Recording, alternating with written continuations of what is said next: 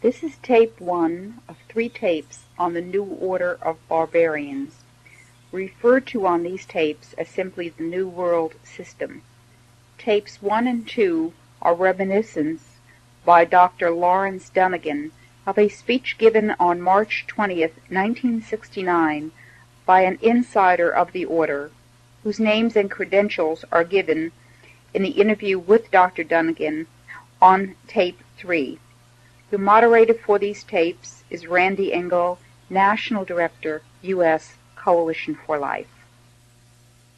There has been much written and much said by some people who have looked at all the changes that have occurred in American society in the past 20 years or so, and who have looked then retrospectively to earlier history of the United States and indeed of the world, and come to the conclusion that there is a conspiracy of sorts which influences, indeed controls, major historical events not only in the United States but around the world.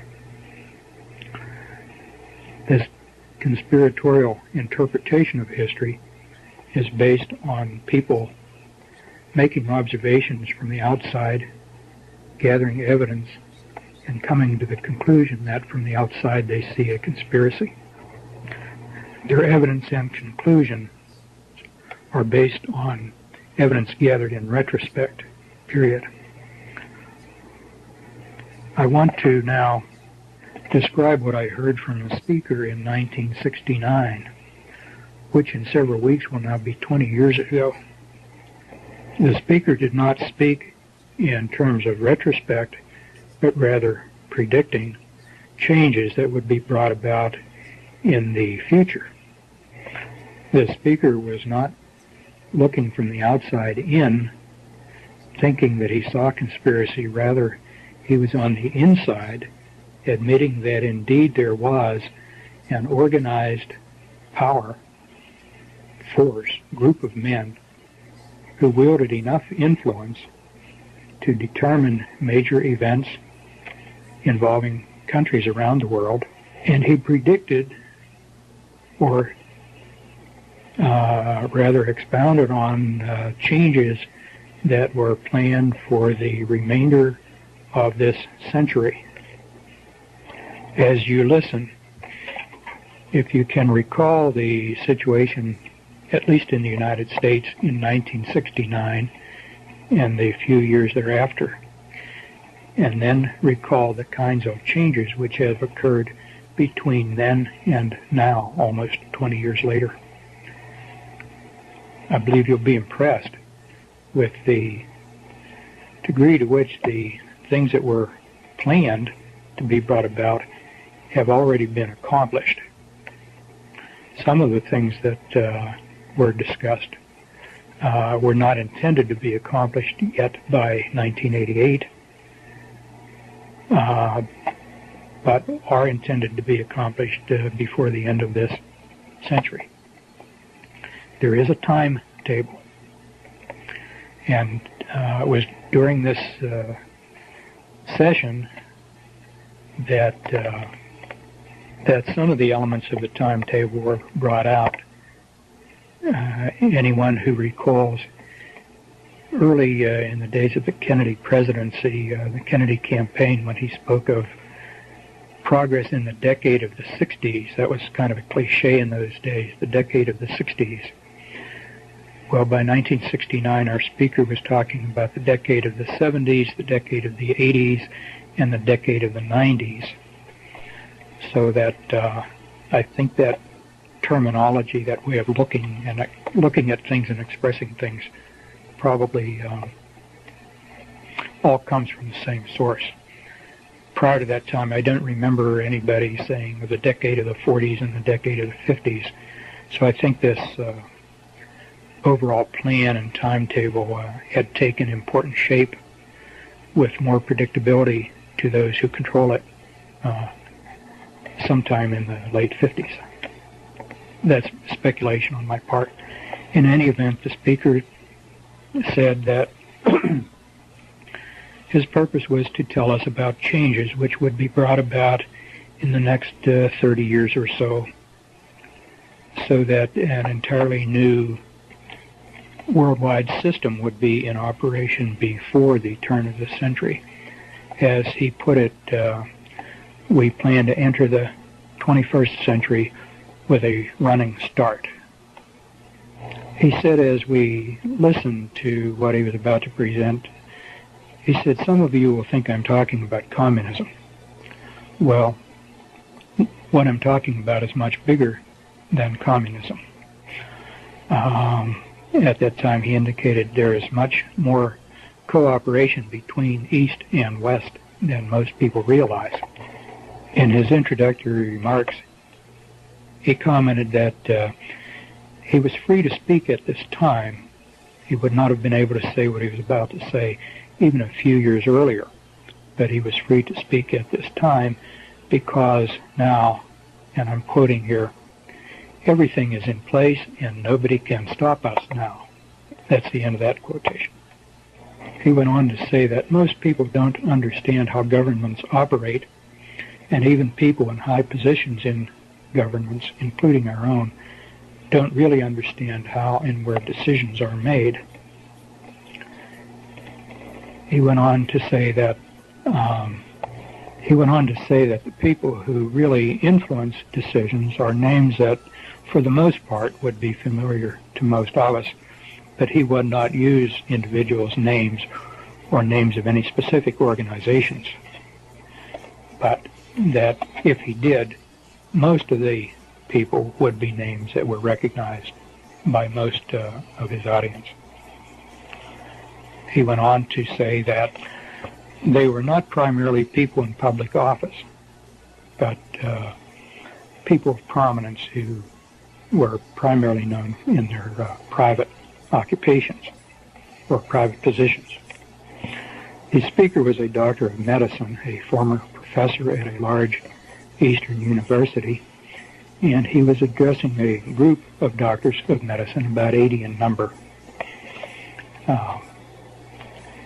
His name would not be widely recognized by anybody likely to hear this, and so there's no point in giving his name.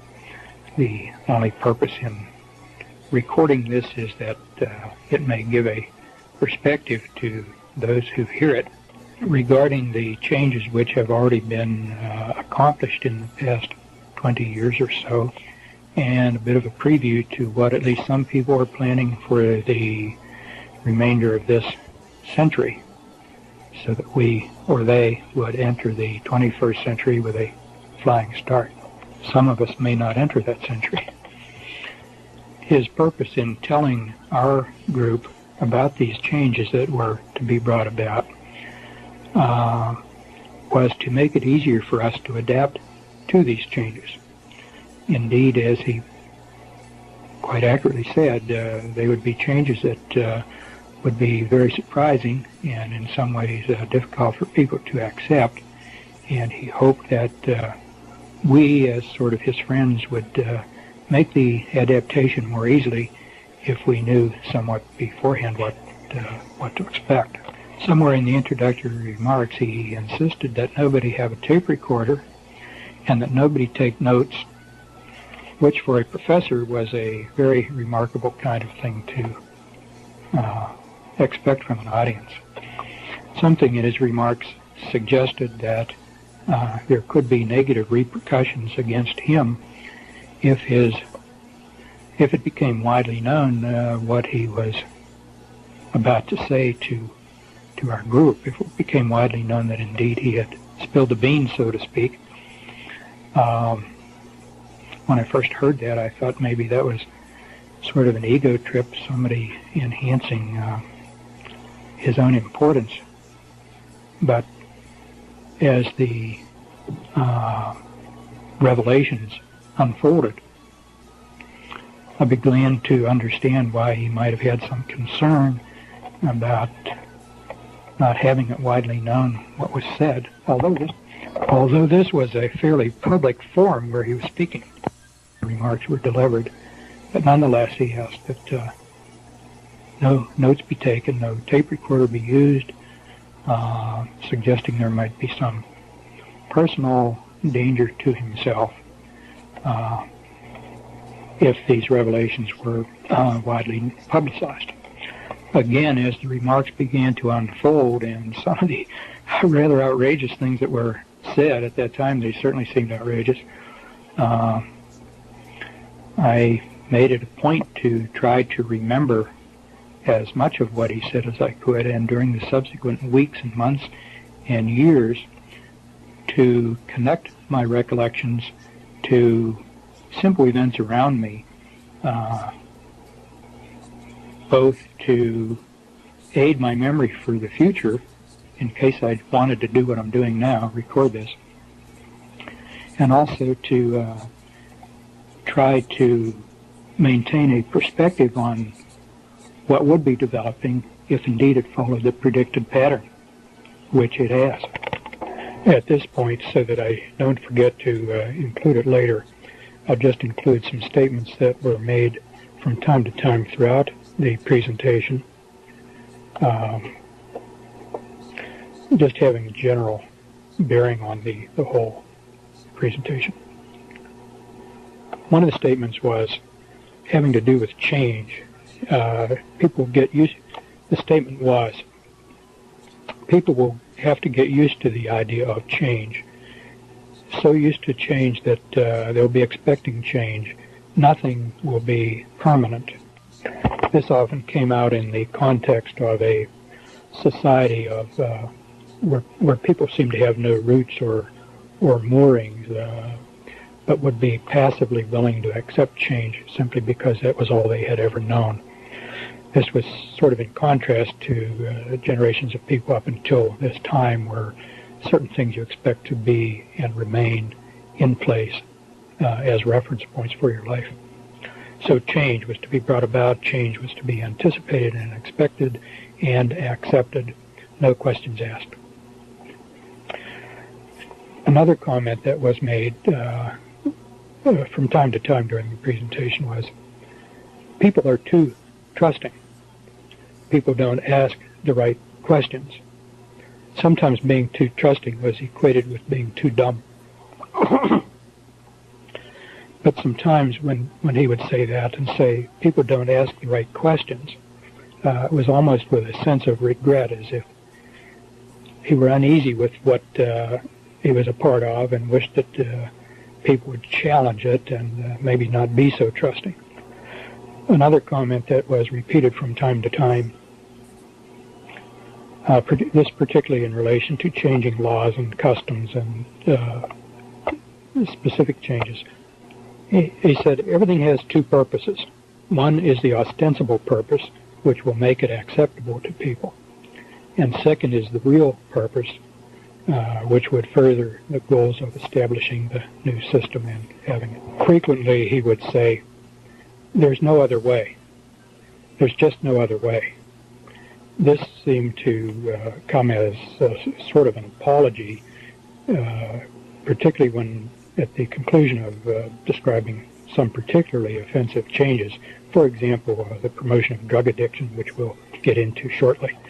He was very active with population control groups, the population control movement, and population control was really the entry point into specifics following the introduction. He said the population is growing too fast. Numbers of people living at any one time on the planet must be limited, or we will run out of space to live.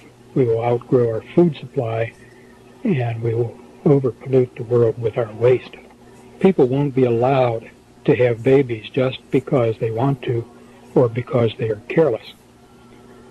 Most families would be limited to 2. Some people would be allowed only 1, and the outstanding person or persons might be selected and allowed to have 3. But most people would allow to have only 2 babies. That's because the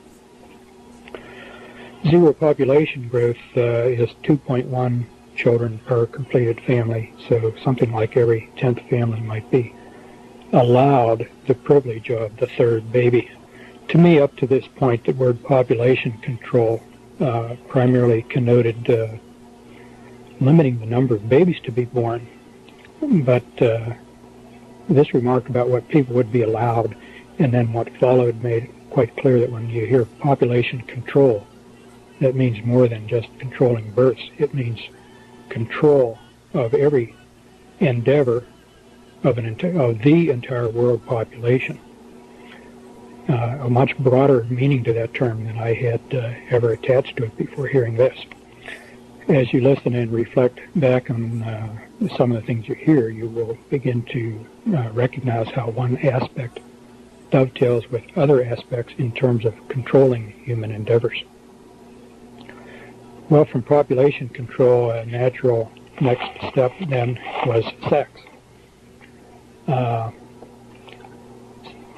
He said sex must be separated from reproduction. Sex is too pleasurable and the urges are too strong to expect people to give it up. Chemicals in food and in the water supply to reduce the sex drive are not practical. The strategy then would be not to diminish sex activity, but to increase sex activity, but in such a way that people won't be having babies. And the first consideration then here was contraception. Contraception would be very strongly encouraged, and it would be connected so closely in people's minds with sex that they would automatically think contraception when they were thinking or preparing for sex. And contraceptives would be made universally available. Nobody wanting contraception would be find that they were unavailable. Contraceptives would be displayed much more prominently in drugstores and right up with the cigarettes and the chewing gum out in the open rather than hidden under the counter where people would have to ask for them and maybe be embarrassed. This kind of openness was a way of suggesting that contraceptives are just as much a part of life as any other item sold in the store. And contraceptives would be advertised. And contraceptives would be dispensed in the schools in association with sex education. The sex education was to get kids interested early, making the connection between sex and the need for contraception early in their lives, even before they became very active. At this point, I was recalling some of my teachers, particularly in high school, and found it totally unbelievable to think of them agreeing to, much less participating in distributing contraceptives to students. But that only reflected my lack of understanding of how these people operate. That was before the school-based clinic programs got started. Many cities in the United States by this time have already set up school-based clinics, which are primarily contraception, birth control, population control clinics. The idea then is that the connection between sex and contraception introduced and reinforced in school would carry over into marriage. Indeed, if young people, when they matured, decided to get married, marriage itself would be diminished in importance. He indicated some recognition that most people probably would want to be married, but that this certainly would not be any longer considered to be necessary for sexual activity.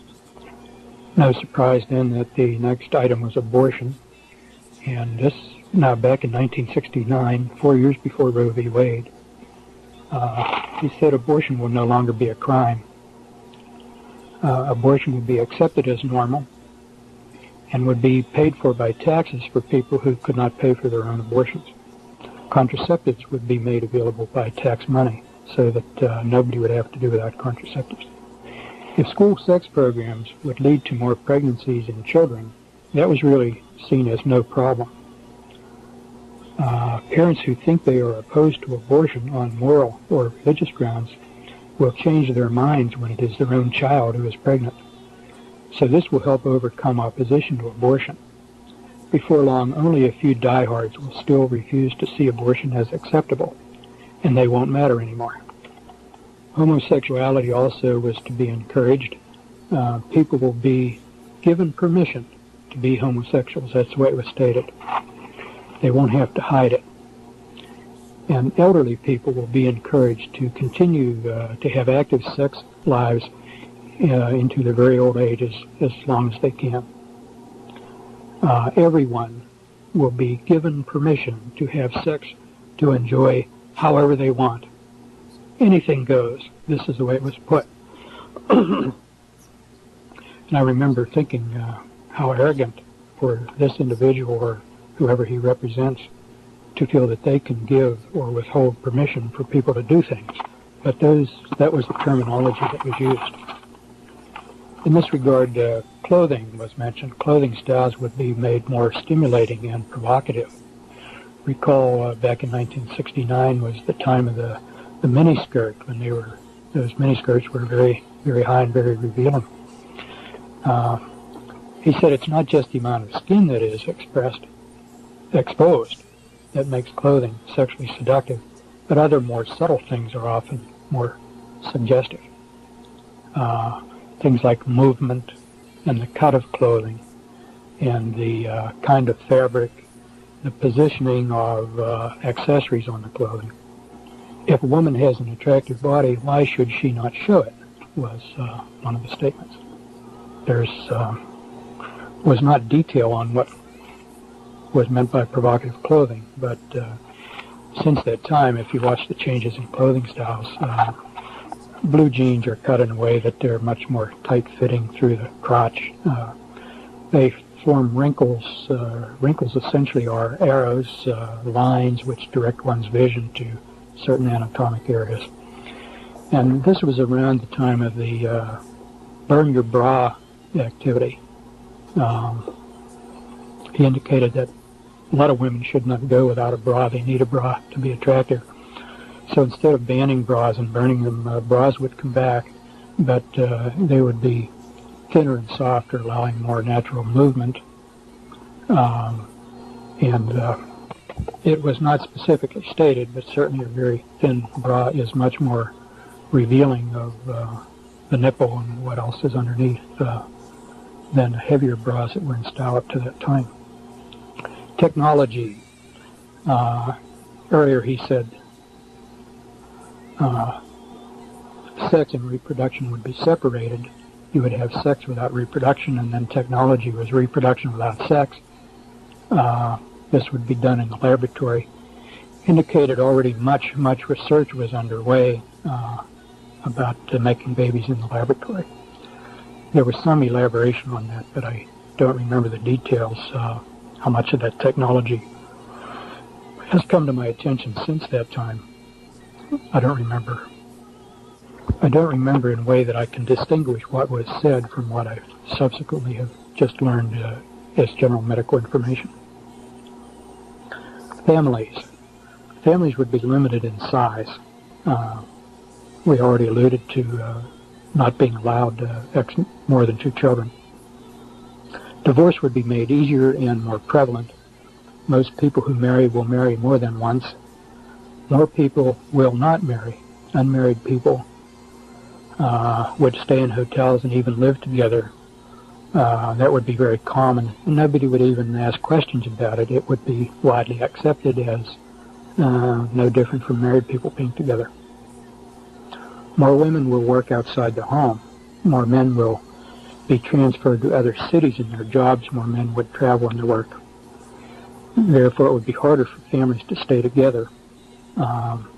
This would tend to make the marriage relationship less stable, and therefore tend to make people less willing to have babies. And the extended family would be smaller and more remote.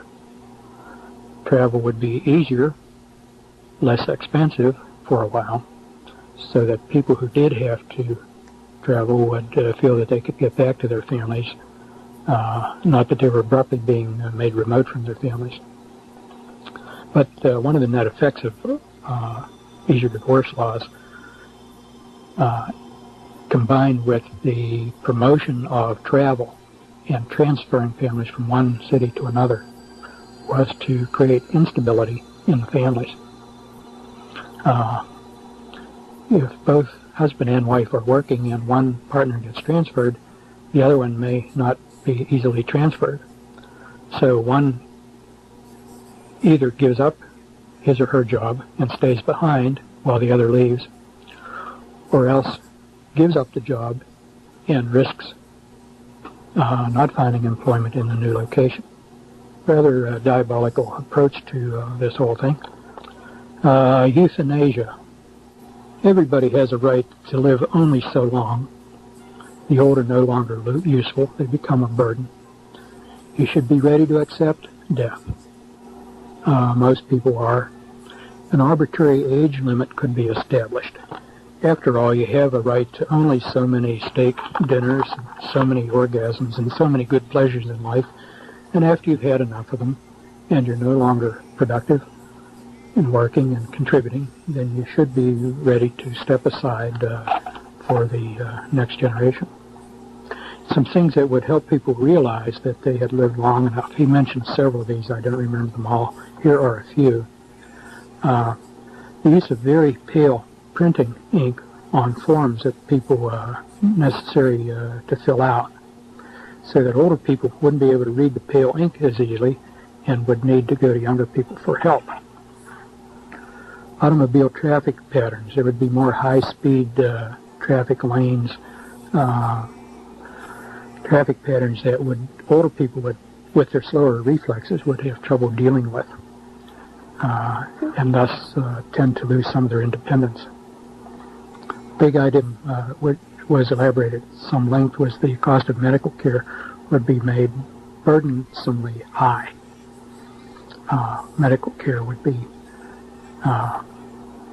connected very closely with one's work, but also would be made very, very high in cost, so that it would simply be unavailable to people beyond a certain time. And unless they had a remarkably rich supporting family, they would just have to do it without care. And the idea was that if everybody sees enough what a burden it is on the young to try to maintain the old people, then the young would become agreeable to helping mom and dad along the way, provided that this was done humanely and with dignity. And then the example was there could be like a nice farewell party, a real celebration. Mom and dad had done a good job. And then after the party's over, take the demise pill. The next topic is medicine. There would be profound changes in the practice of medicine. Overall, medicine would be much more tightly controlled. The observation was made, Congress is not going to go along with national health insurance that in 1969 he said is now abundantly evident, but it's not necessary. We have other ways to control health care. These will come about more gradually, but all health care delivery would come under tight control. Medical care would be closely connected to work. If you don't work or can't work, you won't have access to medical care. The days of hospitals giving away free care would gradually wind down until that was virtually non-existent. Costs would be forced up so that people won't be able to afford to go without insurance. People pay. You pay for it, you're entitled to it. It was only subsequently that I began to realize the extent to which you would not be paying for it. Your medical care would be paid for by others, and therefore you would gratefully accept on bended knee what was offered to you as a privilege. Your role, being responsible for your own care, would be diminished.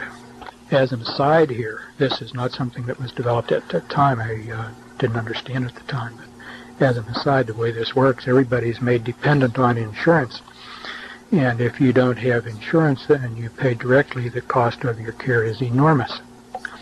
The insurance company, however, paying for your care does not pay that same amount.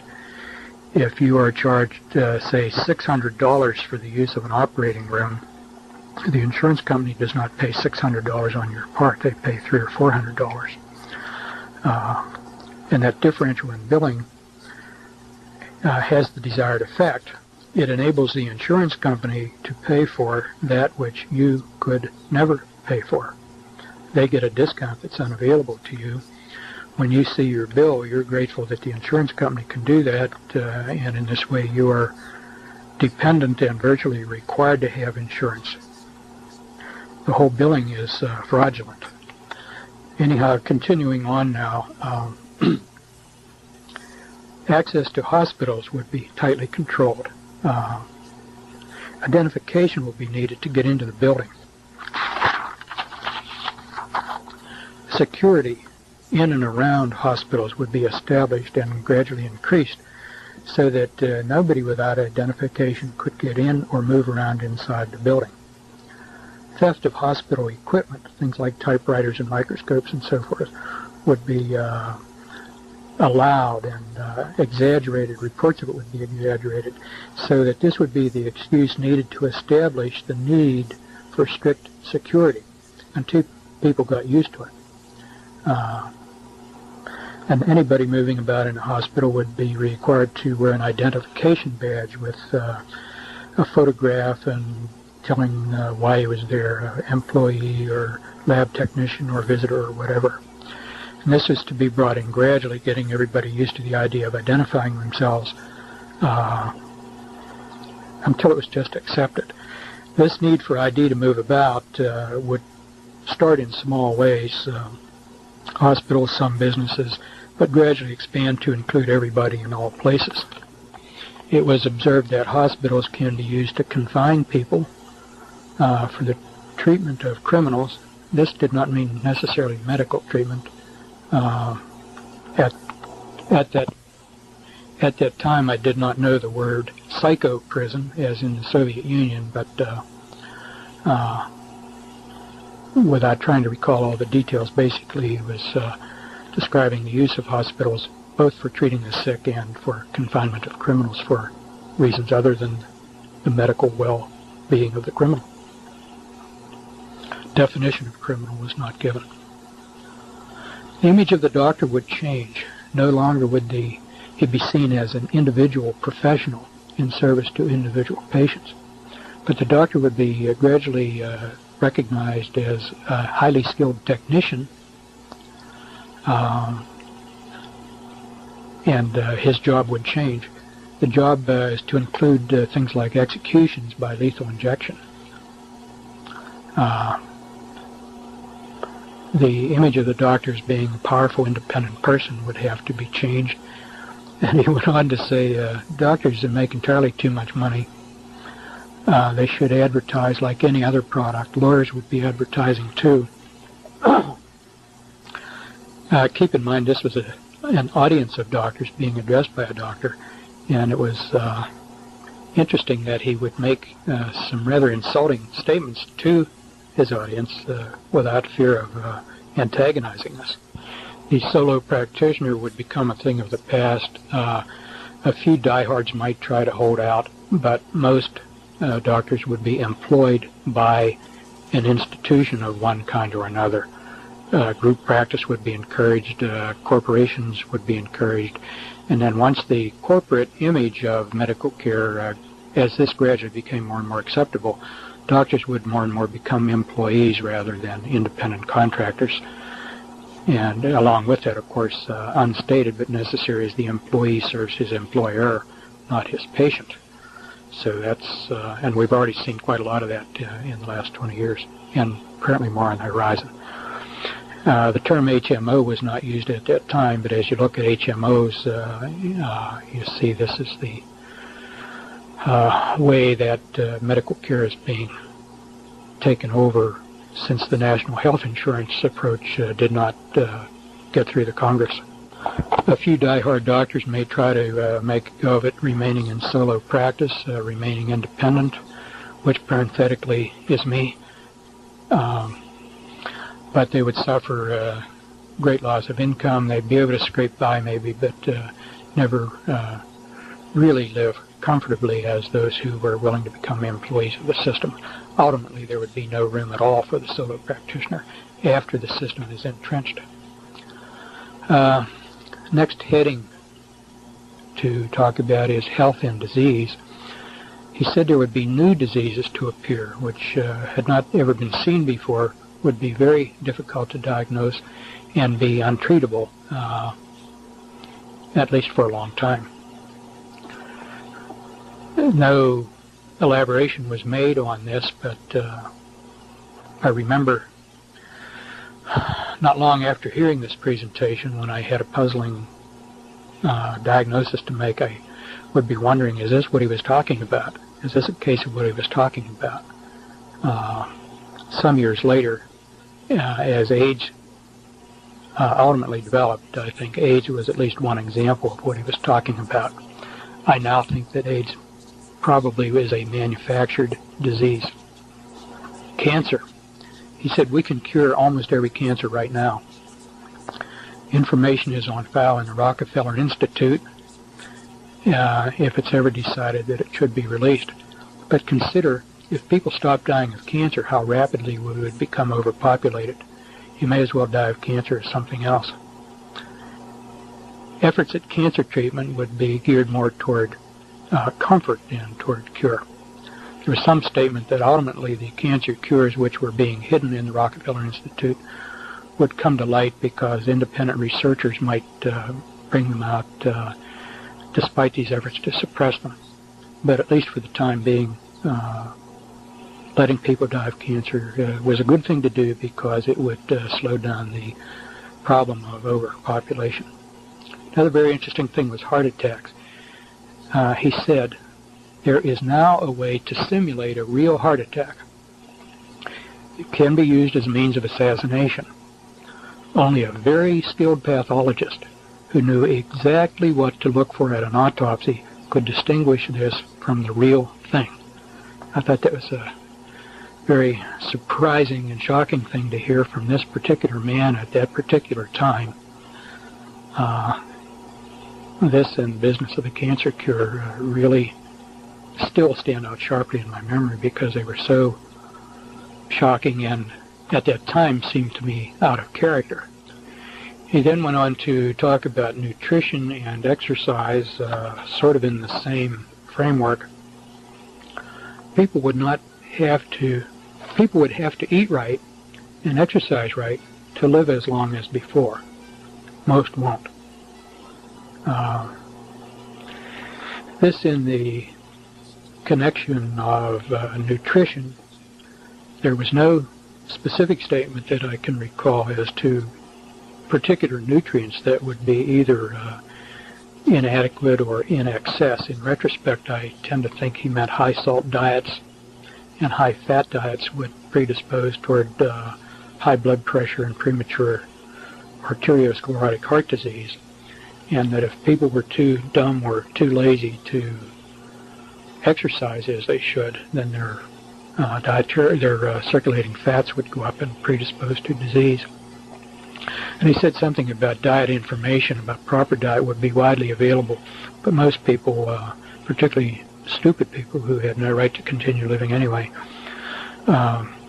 they would ignore the advice and just go on and eat what was convenient and tasted good. There were some other unpleasant things said about food. I just can't recall what they were, but I do remember of having reflections about wanting to plant a garden in the backyard to get around whatever these contaminated foods would be. I regret I don't remember the details, the rest of this about nutrition and hazardous nutrition. With regard to exercise, he went on to say that more people would be exercising more, especially running, because everybody can run. You don't need any special equipment or place. You can run wherever you are. As he put it, people will be running all over the place.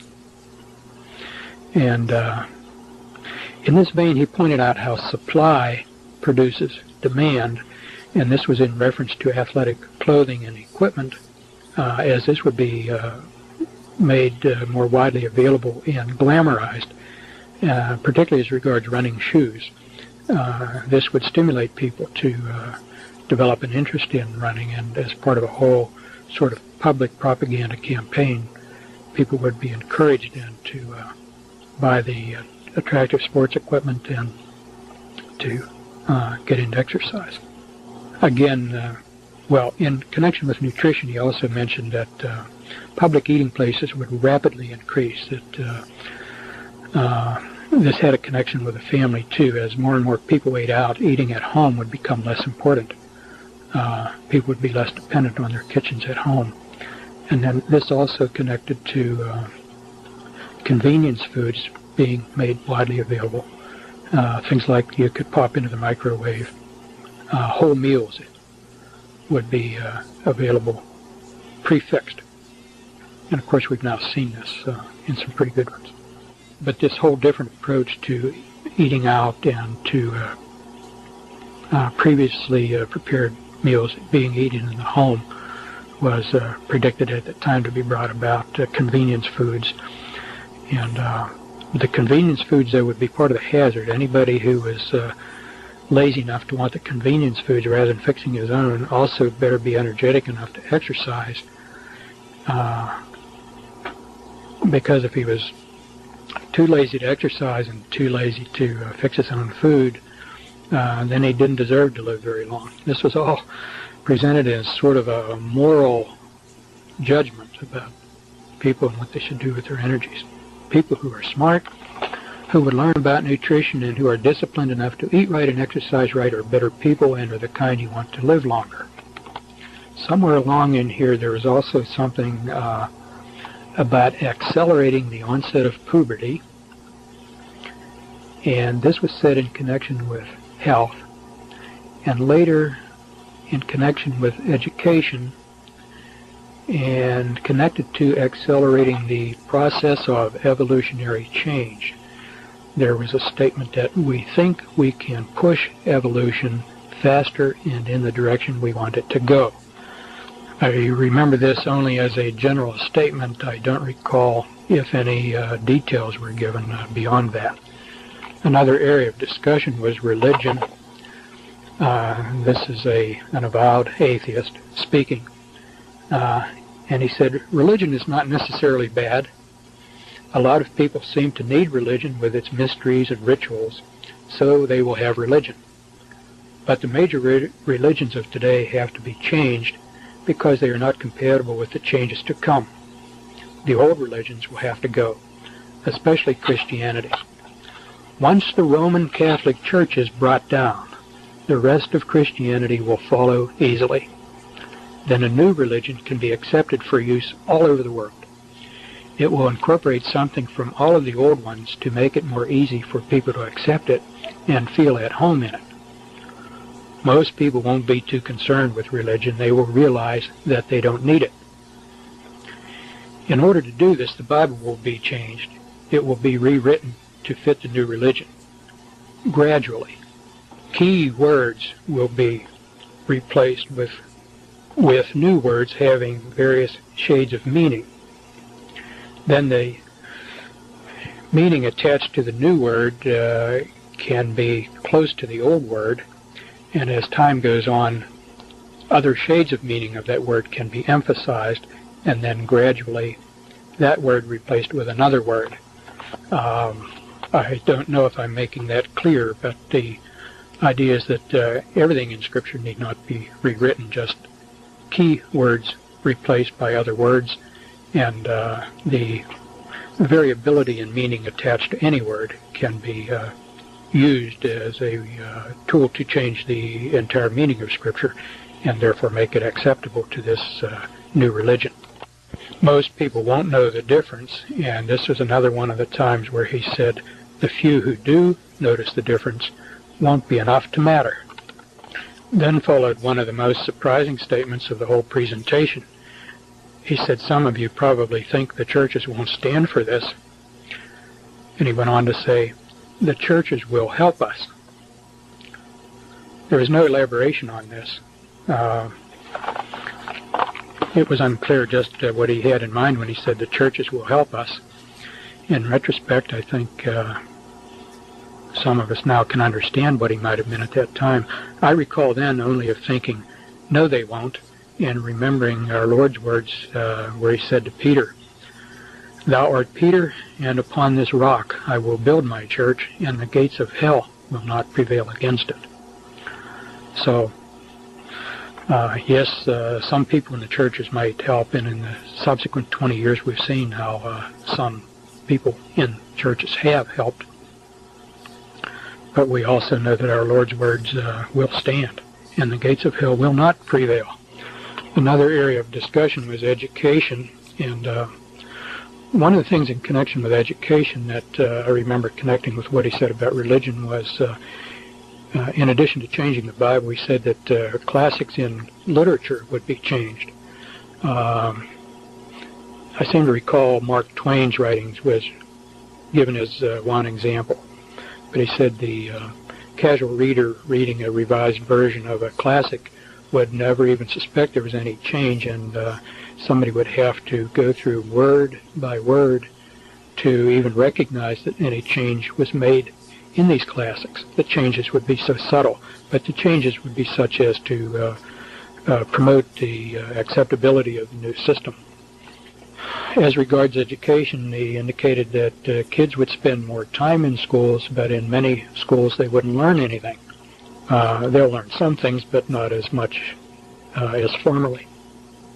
Better schools in better areas with better people, their kids will learn more. In the better schools, learning would be accelerated. And this was another time where he said, we think we can push evolution. By pushing kids to learn more, he seemed to be suggesting that their brains would evolve and that their offspring then would evolve, sort of pushing evolution in where kids would learn and be more intelligent at a younger age, as if this pushing would alter their physiology. Overall, schooling would be prolonged. This meant prolonged throughout the school year. I'm not sure what he said about a long school day. I do remember he said that school was planned to go all summer, that the summer school vacation would become a thing of the past, not only for schools but for other reasons. People would begin to think of vacation times year-round, not just in the summer.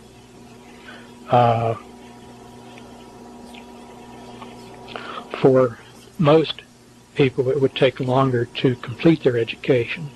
To get what originally had been in a bachelor's program would now require advanced degrees and more schooling. So that a lot of school time would be just wasted time. Good schools would become more competitive. I inferred when he said that he was including all schools, elementary up through college, but I don't recall whether he said that. Students would have to decide at a younger age what they would want to study and get onto their track early if they would qualify. It would be harder to change to another field of study once you got started. Studies would be concentrated in much greater depth, but narrowed. You wouldn't have access to material in other fields outside your own area of study without approval. This seemed to be more where he talked about limited access to other fields. I seem to recall that as being more at the college level, high school and college level perhaps.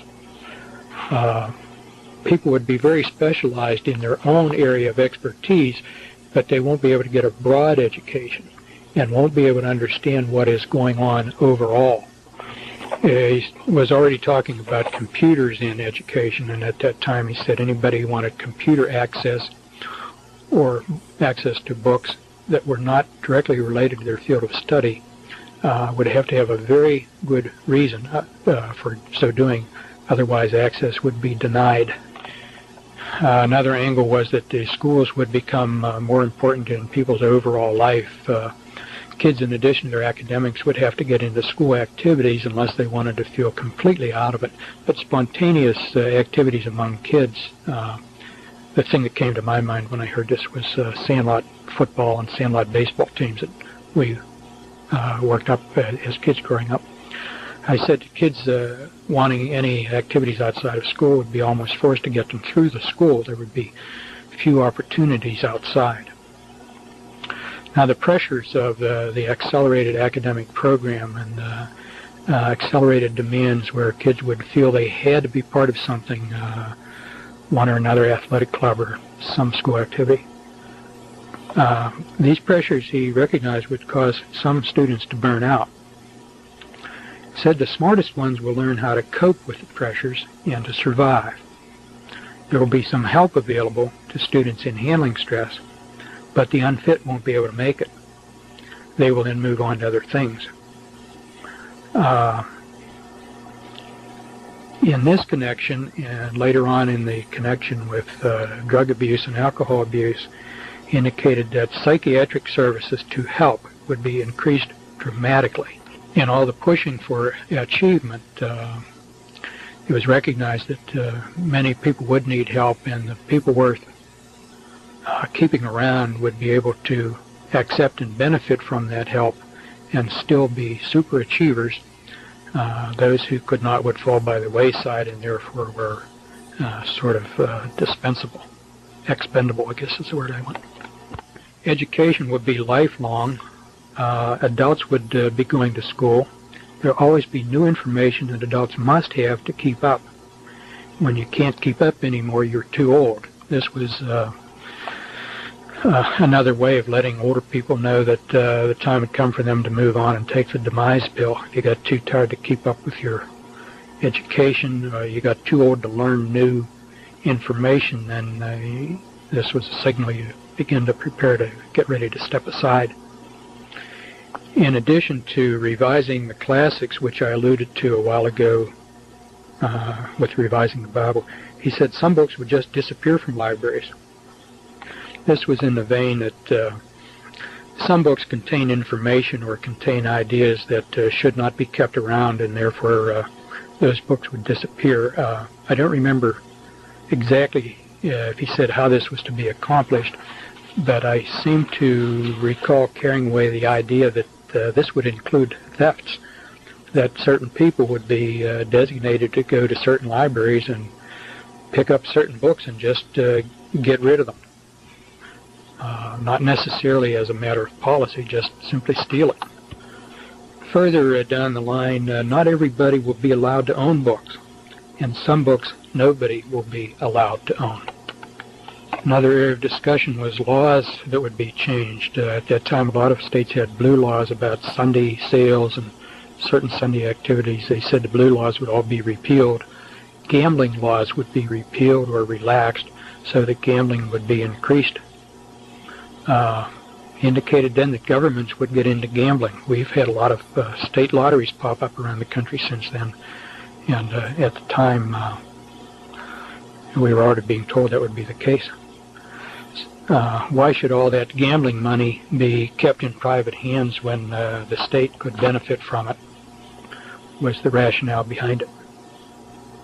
But people should be able to gamble if they want to, so it would become a civil activity rather than a private or illegal activity. Bankruptcy laws would be changed. I don't remember the details, but just that they would be, and I know subsequent to that time they have been. Antitrust laws would be changed or be interpreted differently, or both. In connection with the changing antitrust laws, there was some statement that, in a sense, competition would be increased, but this would be increased competition within otherwise controlled circumstances. So it's not a free competition. I recall having the impression that it was like competition, but within members of a club. There would be nobody outside the club who would be able to compete. Sort of like teams competing within a professional sports league. If you're in the NFL or the American or National Baseball leagues, you compete within the league, but the league is all in agreement on what the rules of competition are. Not a really free competition. Drug use would be increased, alcohol abuse would be increased, and law enforcement efforts against drugs would be increased. On first hearing that, it sounded like a contradiction. Why increase drug abuse and simultaneously increase law enforcement against drug abuse? But the idea is that in part the increased availability of drugs would provide a sort of law of the jungle whereby the weak and the unfit would be selected out. There was a statement made at that time, before the earth was overpopulated, there was a law of the jungle where only the fittest survived. You had to be able to protect yourself against the elements and wild animals and disease, and if you were fit, you survived. But now that we've become so civilized, we're over-civilized, and the unfit are able to survive only at the expense of those who are more fit. And the abuse of drugs then would restore, in a certain sense, the law of the jungle and selection of the fittest for survival. News about drug abuse and law enforcement efforts would tend to keep drugs in the public consciousness and would also tend to reduce this unwarranted American complacency that the world is a safe place and a nice place. The same thing would happen with alcohol. Alcohol abuse would be both promoted and demoted at the same time. The vulnerable and the weak would respond to the promotions and therefore use and abuse more alcohol. Drunk driving would become more of a problem, and stricter rules about driving under the influence would be established so that more and more people would lose their privilege to drive. This also had connection with something we'll get to later about overall restrictions on travel. Not everybody should be free to travel the way they do now in the United States. People don't have a need to travel that way. It's a privilege, was kind of the high-handed way it was put.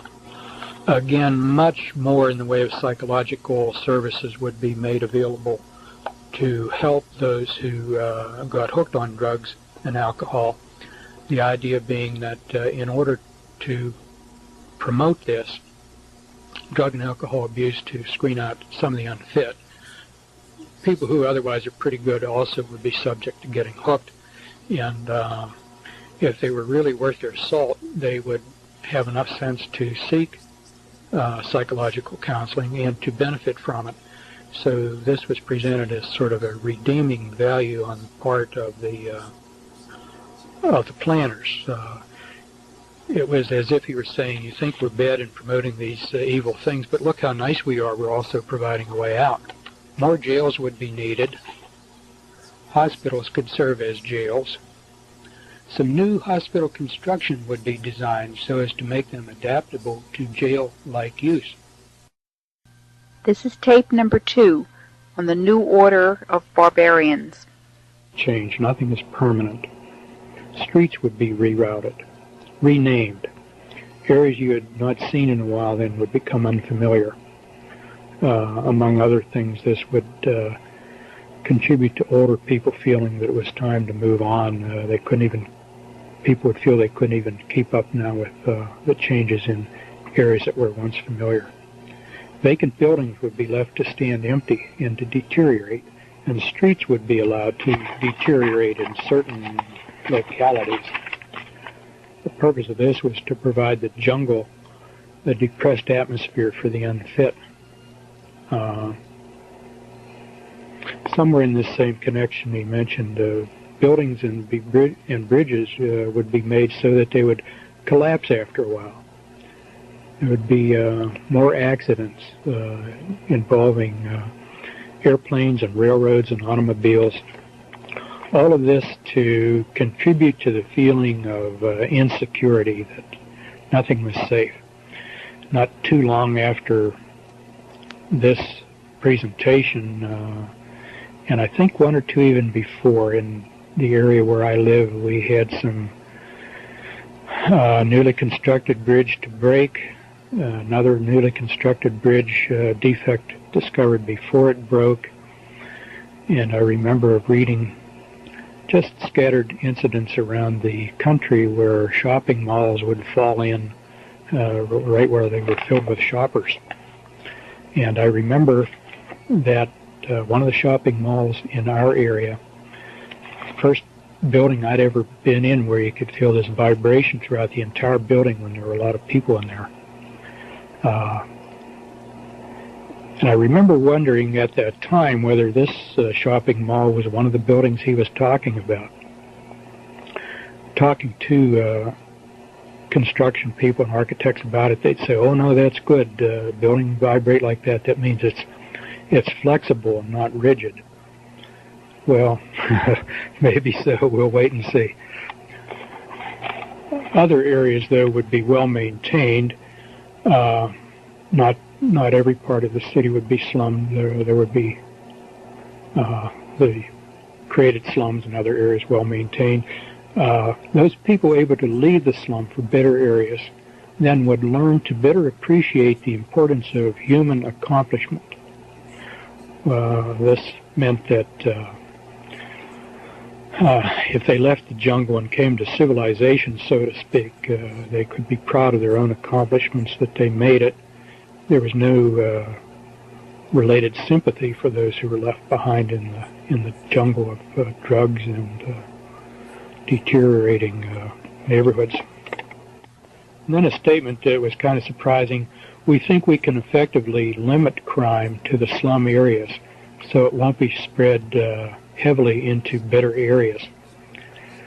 I should maybe point out here, these are obviously not word-for-word quotations after 20 years, but where I say that I'm quoting, I'm giving the general drift of what was said close to word for word, perhaps not precisely so. But anyhow, I remember wondering, how can you be so confident that the criminal element is going to stay where you want it to stay?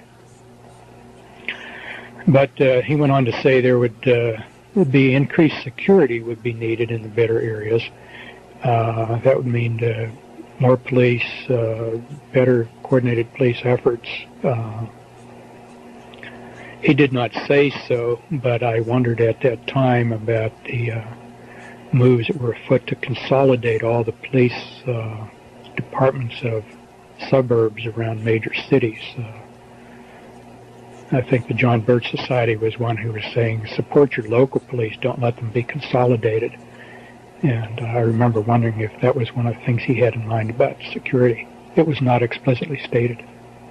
But anyhow, he went on to say there would be a whole new industry of residential security systems to develop, with alarms and locks and alarms going into the police department so that people could protect their wealth and their well-being.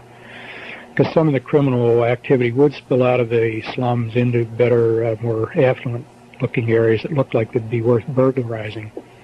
But, and again, it was stated like as a redeeming quality. See, we're generating all this more crime, but look how good we are. We're also generating the means for you to protect yourself against the crime. Sort of repeated thing throughout this presentation was the recognized evil, and then the self-forgiveness, saying, well, see, we've given you a way out. American industry came under discussion. It was the first that I'd heard of the term global interdependence, or that notion. The stated plan was that different parts of the world would be assigned different roles of industry and commerce in a unified global system. The continued preeminence of the United States and the relative independence and self-sufficiency of the United States would have to be changed. This was one of the several times where he said, in order to create a new structure, you first have to tear down the old. And American industry was one example of that. Our system would have to be curtailed in order to give other countries a chance to build their industries, because otherwise they would not be able to compete against the United States.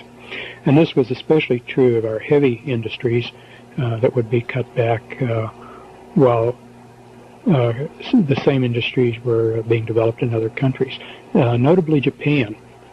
And at this point there was some discussion of steel, and particularly automobiles. I remember saying that automobiles would be imported from Japan on a equal footing with our own domestically produced automobiles, but the Japanese product would be better.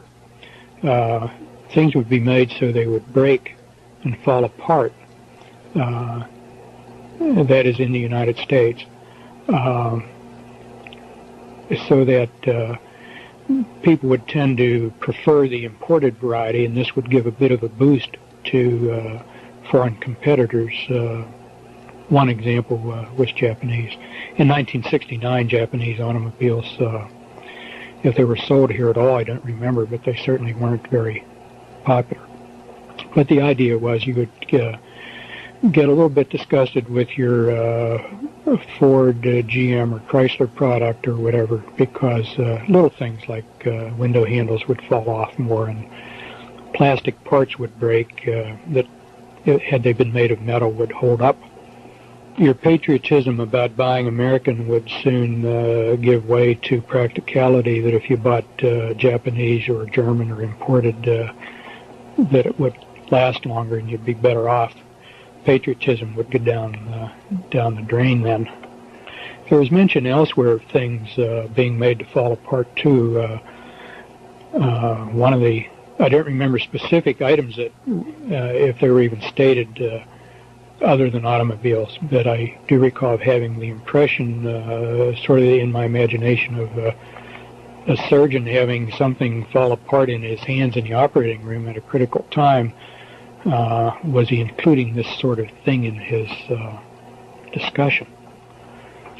But somewhere in this discussion about things being made deliberately defective and unreliable, not only was to tear down patriotism, but to be just a little source of irritation to people who would use such things. Again, the idea that you not feel terribly secure, promoting the notion that the world isn't a terribly reliable place.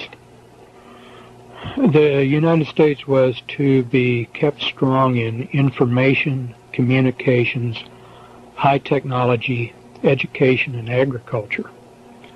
The United States was seen as continuing to be sort of the keystone of this global system, but heavy industry would be transported out. One of the comments made about heavy industry was we had had enough environmental damage from smokestacks and industrial waste, and some of the other people could put up with that for a while.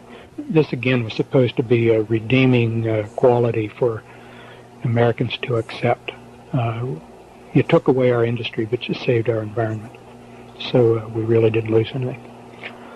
And along this line, there were talks, there was then discussion about people losing their jobs as a result of industry and opportunities for retraining, and particularly population shifts would be brought about. This is sort of an aside, but I think I'll explore the aside before I forget it more. Population shifts were to be brought about so that people would be tending to move into the Sun Belt. There would be sort of people without roots in their new locations, and traditions are easier to change in a place where there are a lot of transplanted people as compared to trying to change traditions in a place where people grew up and had an extended family where they had roots. Things like new medical care systems, if you pick up from Northeast Industrial City and you transplant yourself to the South, Sun Belt, or Southwest, you'll be more accepting of whatever kind of, for example, controlled medical care you find there than you would accept a change in the medical care system where you had roots and the support of your family. Also in this vein, it was mentioned that he used the plural personal pronoun we. We take control first of the port cities, New York, San Francisco, Seattle. The idea being that this is a piece of strategy, the idea being that if you control the port cities with your philosophy and your way of life, the heartland in between has to yield. I can't elaborate more on that, but it is interesting that if you look around the most liberal areas in the country, and progressively so are the seacoast cities, the heartland, the Midwest, does seem to have maintained its conservatism. But as you take away industry and jobs and relocate people, then this is a strategy to break down conservatism. When you take away industry and people are unemployed and poor, they will accept whatever change seems to offer them survival, and their morals and their commitment to things will all give way to survival. That's not my philosophy, that's the speaker's philosophy. Anyhow, going back to industry, some heavy industry would remain just enough to maintain sort of a seed bed of industrial skills, which could be expanded if the plan didn't work out as it was intended, so that the country would not be devoid of assets and skills. But this was just sort of a contingency plan. It was hoped and expected that the worldwide specialization would be carried on. But perhaps repeating myself, but one of the upshots of all of this is that with this global interdependence, then national identities would tend to be de-emphasized. Each area dependent on every other area for one or another elements in its life. We would all become citizens of the world rather than citizens of any one country. And along these lines, then, we can talk about sports. Sports in the United States was to be changed in part as a way of de-emphasizing nationalism. Soccer, a worldwide sport, was to be emphasized and pushed in the United States. And this was of interest because in this area, the game of soccer was virtually unknown at that time. I had a few friends who attended an elementary school other than the one I attended where they played soccer at their school, and they were a real novelty. This was back in the 50s. So to hear this man speak of soccer in this area was kind of surprising. But anyhow, soccer is seen as an international sport and would be promoted, and the traditional sport of American baseball would be de-emphasized and possibly eliminated. Eliminated because it might be seen as too American. And he discussed how eliminating this, one's first reaction might be, well, you pay the players poorly and they don't want to play for poor pay, so they give up baseball and either go into some other sport or some other activity. But he said that's really not how it works. Actually, the way to break down the baseball would be to make the salaries go very high. And the idea behind this was that as the salaries got ridiculously high, there would be a certain amount of discontent and antagonism as people resented athletes being paid so much, and the athletes would begin more and more to resent among themselves what other players were paid, and would tend to abandon the sport. And these high salaries then also could break the owners and alienate the fans. And then the fans would support soccer, and the baseball fields could be used as soccer fields.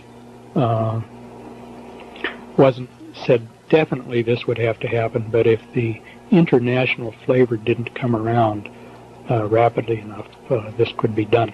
There was some comment along the same lines about football, although I seem to recall he said football would be harder to dismantle because it was so widely in the colleges as well as the professional leagues, and would be harder to tear down. And there was something also about the violence in football that met a psychological need that was perceived, and people have a need for this vicarious violence, and so football, for that reason, might be left around to meet that vicarious need. Same thing, too, with hockey. Hockey had more of an international flavor and would be emphasized. There was some foreseeable international competition about hockey, and particularly soccer. At that time, hockey was international between the United States and Canada. I was kind of surprised because I thought the speaker just never impressed me as being at all a hockey fan, and I am. But and it turns out he was not. He just knew about the game and what it would do to this changing sports program. But in any event, soccer was to be the keystone of athletics because it's already a worldwide sport. It's South America and Europe and parts of Asia and the United States should get on the bandwagon. And all this would foster international competition so that we would all become citizens of the world to a greater extent than citizens of our own narrow nations. There was some discussion about hunting. Not surprisingly, hunting requires guns, and gun control is a big element in these plans. And I don't remember the details much, but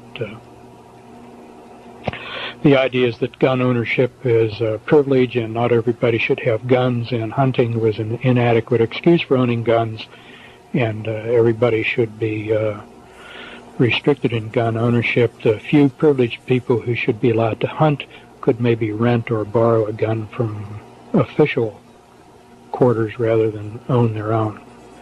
After all, everybody doesn't have a need for a gun, was the way it was put. Very important with sports was sports for girls. Athletics would be pushed for girls, and this was intended to replace dolls. Baby dolls would still be around, a few of them, but you would not see the number and variety of dolls, and dolls would not be pushed because girls should not be thinking about babies and reproduction. Girls should be out on the athletic field just as the boys are. Girls and boys really need not be all that different. Tea sets were to go the way of dolls, and all these things that traditionally were thought of as feminine would be greatly de-emphasized as girls got into more masculine pursuits. And just one of the things I recall was that the sports pages would be full of the scores of girls' teams just right there, right along with the boys' teams. And that's recently begun to, after 20 years, recently begun to appear in our local papers. The girls' sports scores are right along with the boys' sports scores. So all of this to change the role model of what a young girl should look to be while she's growing up. She should look to be an athlete rather than to look forward to being a mother. Entertainment. Movies would gradually be made more explicit as regards sex and language. After all, sex and rough language are real, and why pretend that they are not? There would be pornographic movies in the theaters, on television, and VCRs were not around at that time, but it indicated that these cassettes would be available, and video cassette players would be available for use in the home, and pornographic movies would be available on these VCRs as well as in the neighborhood theater and on your television. Said something like, people, you'll see people in the movies doing everything you can think of. Went on to say that, and all of this is to bring sex out in the open. That was another comment that was made several times, a term, sex out in the open. Violence would be made more graphic.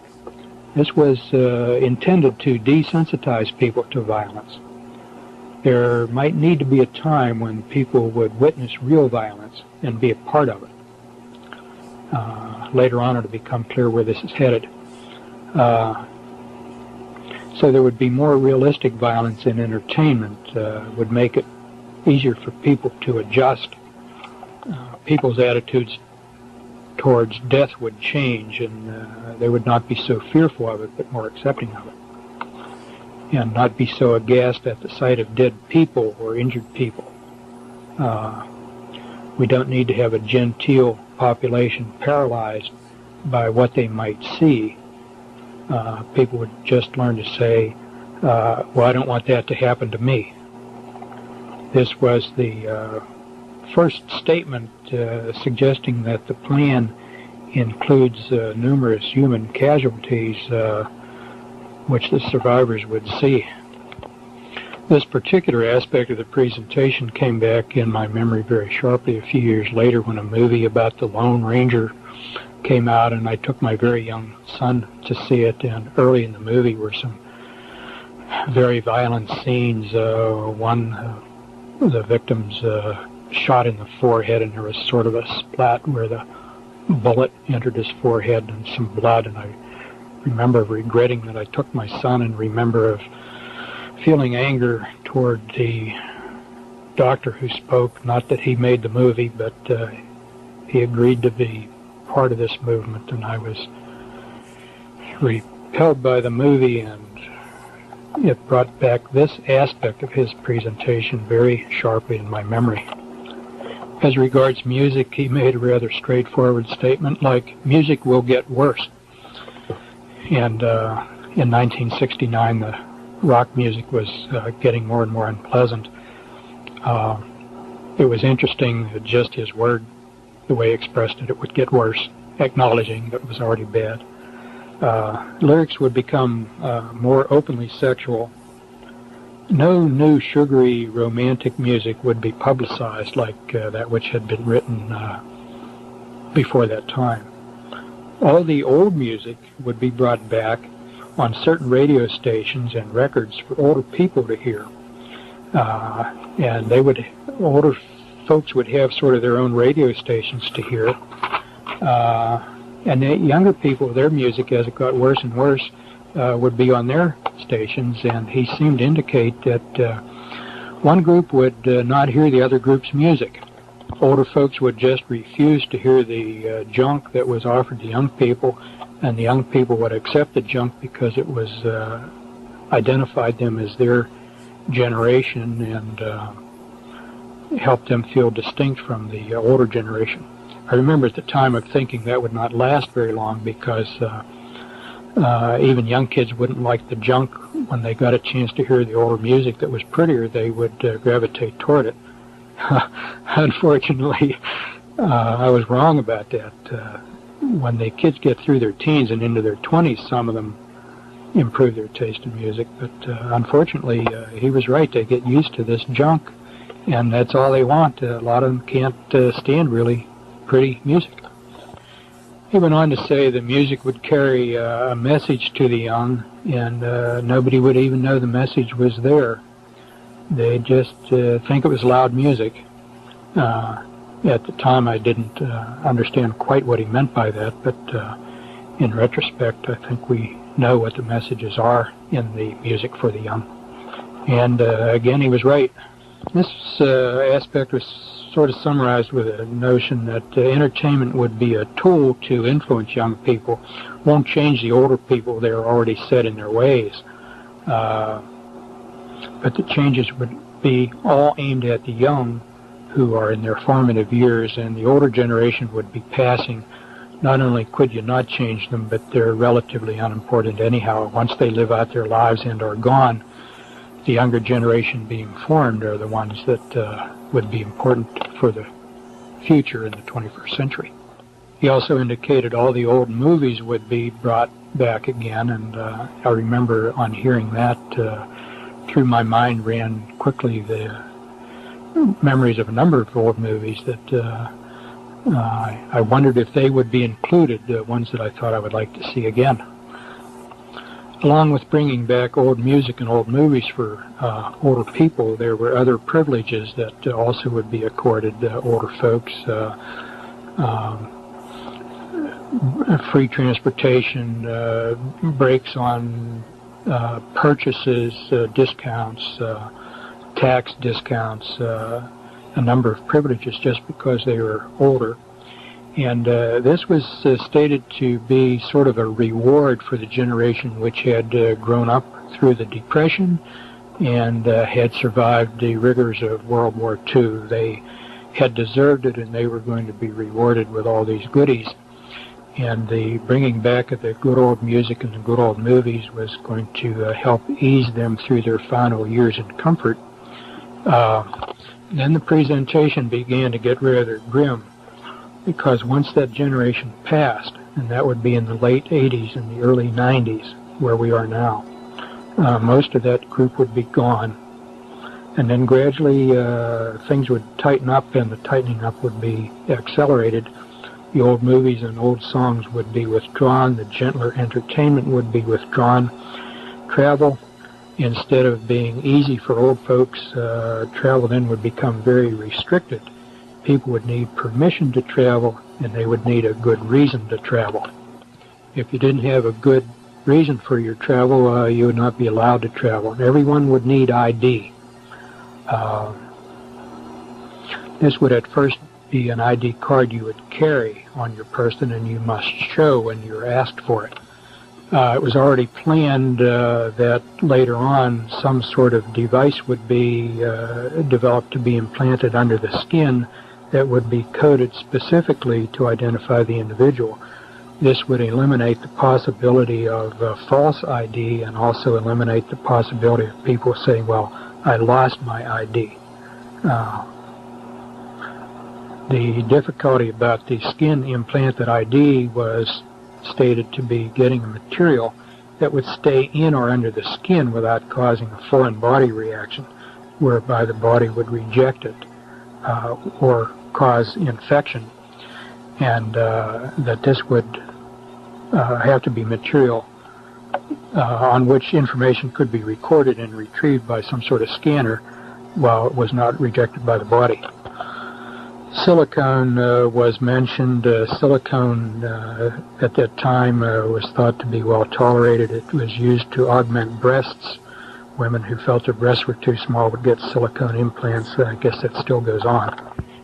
In any event, silicone was seen at that time as the promising material to do both, to be retained in the body without rejection and to be able to retain information retrievable by electronic means. Food. Food supply would come under tight control. If population growth didn't slow down, food shortages could be created in a hurry, and people would realize the dangers of overpopulation. Ultimately, whether the population slows down or not, though, the food supply is to be brought under centralized control so that people would have enough to be well nourished, but they would not have enough to support any fugitive from the new system. In other words, if you had a friend or relative who didn't sign on, and growing one's own food would be outlawed. This would be done under some sort of pretext.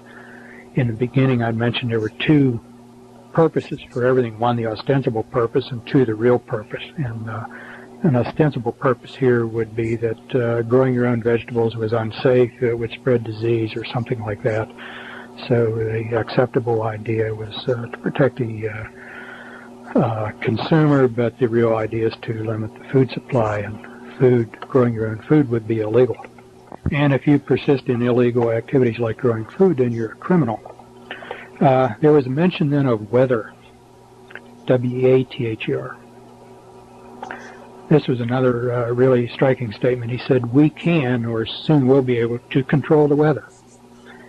He said, I'm not merely referring to dropping iodide crystals into clouds to precipitate rain that's already there, but real control.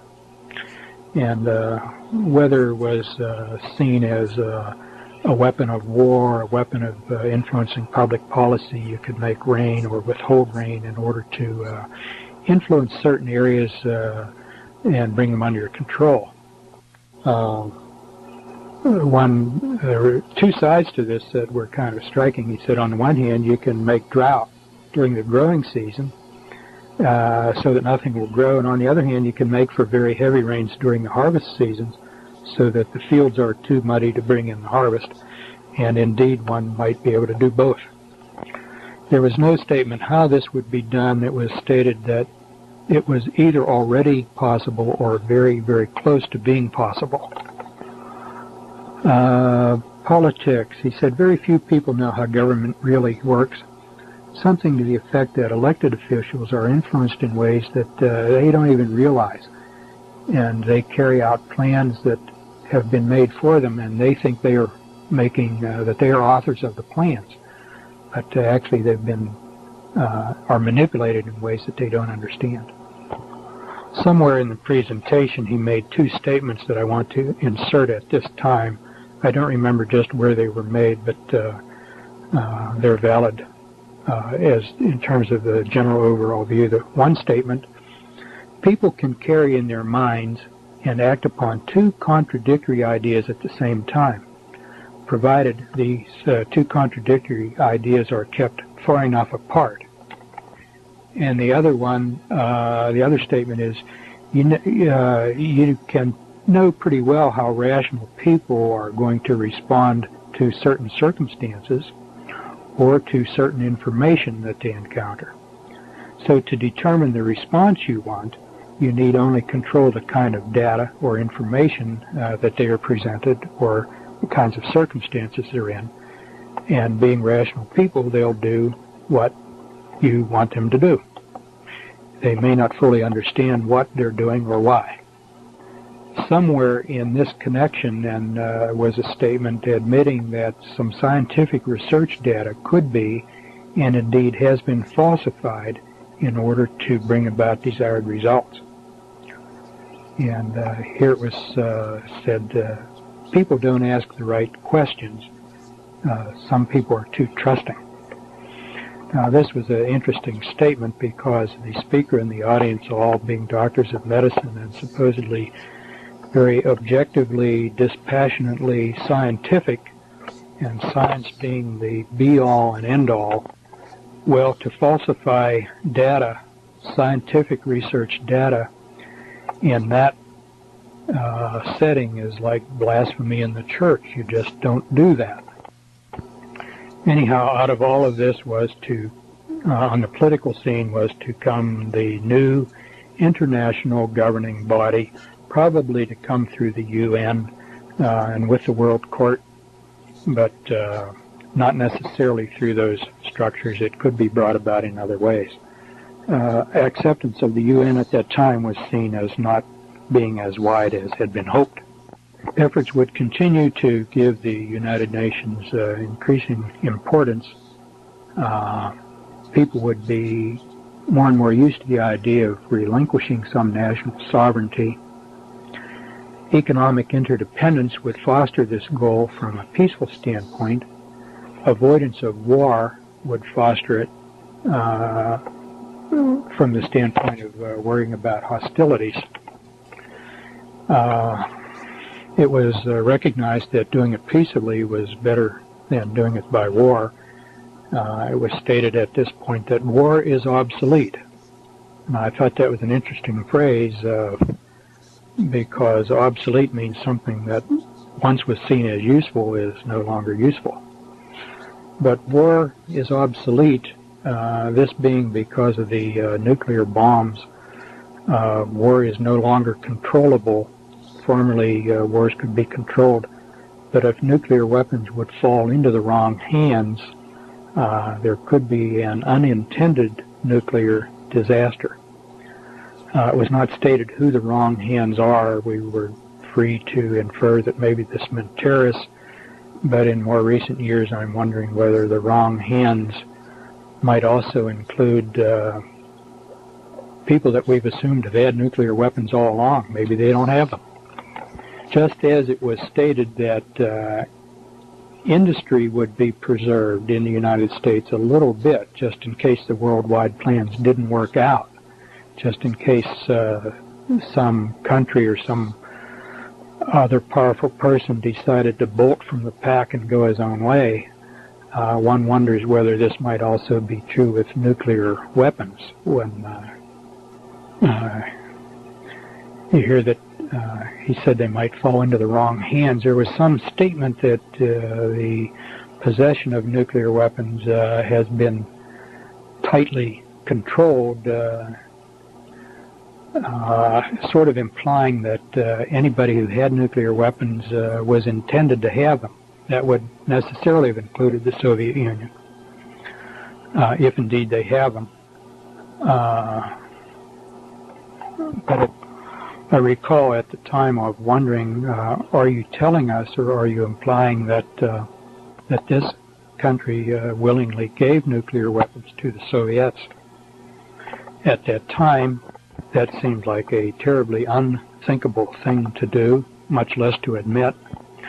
The leaders of the Soviet Union seemed to be so dependent on the West, though one wonders whether there might have been some fear that they would try to assert independence if they indeed had these weapons.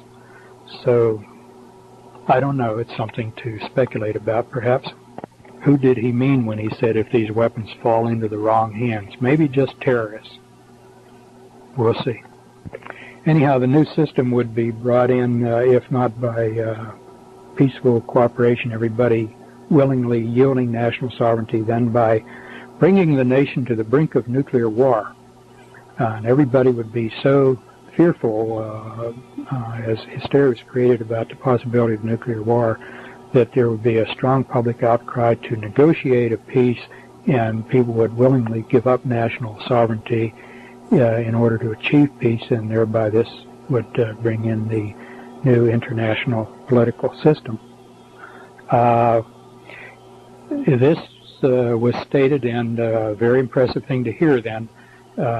If there were too many people in the right places who resisted this, there might be a need to use one or two, possibly more nuclear weapons. As it was put, this would be possibly needed to convince people that we mean business. And that was followed with a statement that by the time one or two of those went off, then everybody, even the most reluctant, would yield. He said something about this negotiated peace would be very convincing.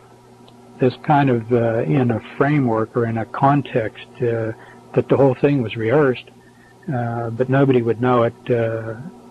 People hearing about it would be convinced that it was a genuine negotiation between hostile enemies who finally had come to the realization that peace was better than war.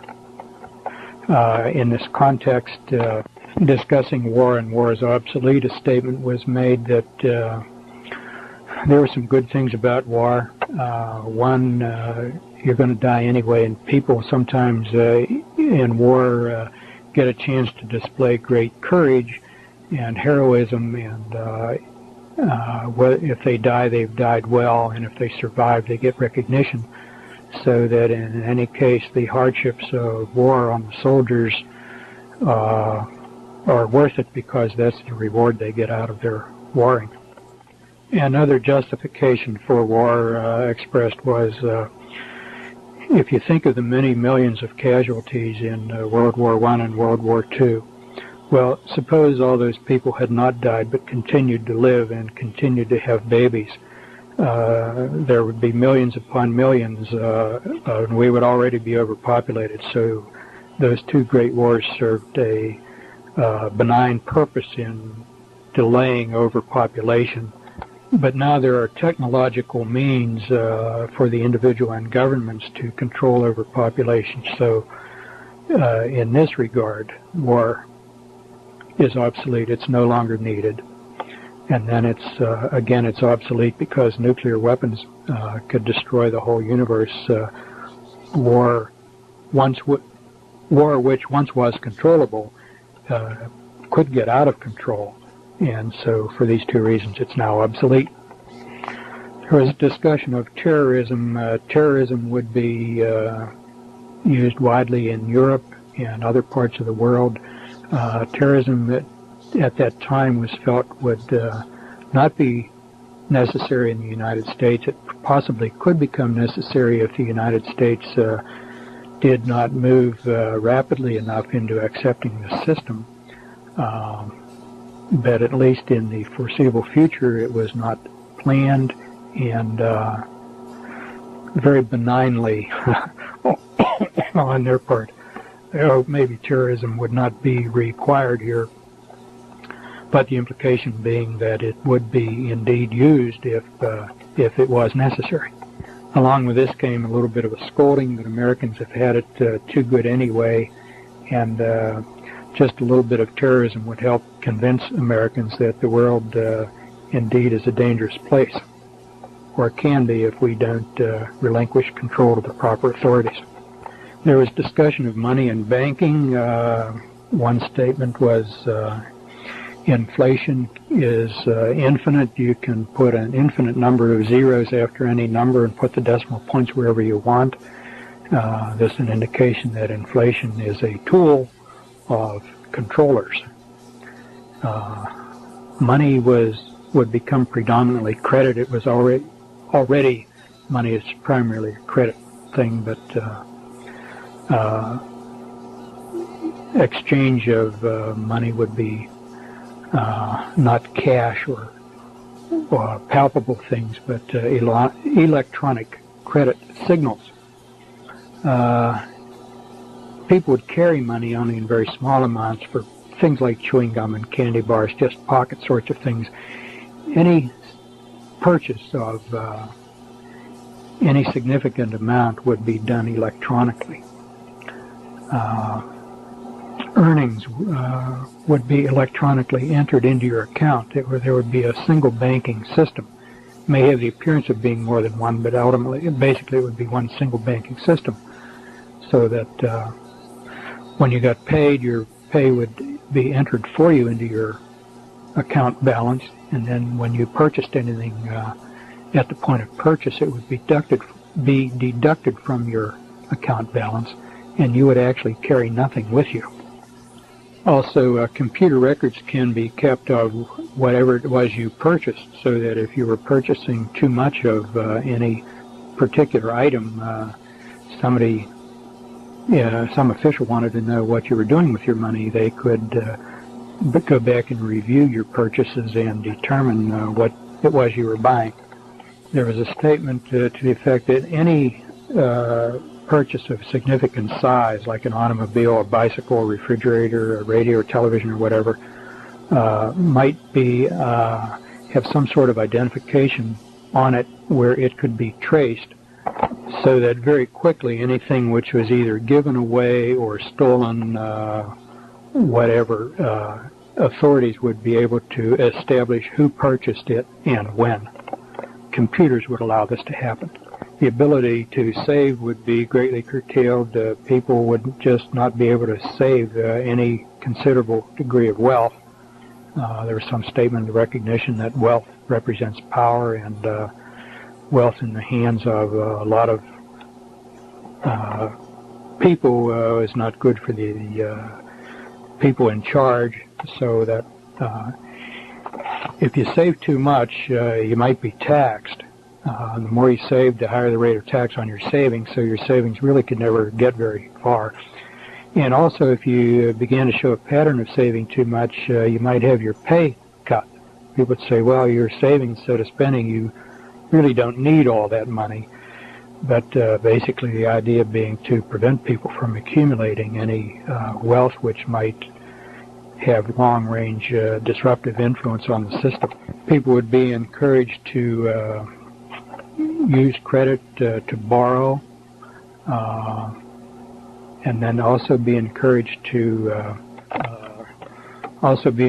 renege on their debts, so that they would destroy their own credit. And the idea here is that again, if you're too stupid to handle credit wisely, this gives the authorities the chance to come down hard on you once you've overshot your credit.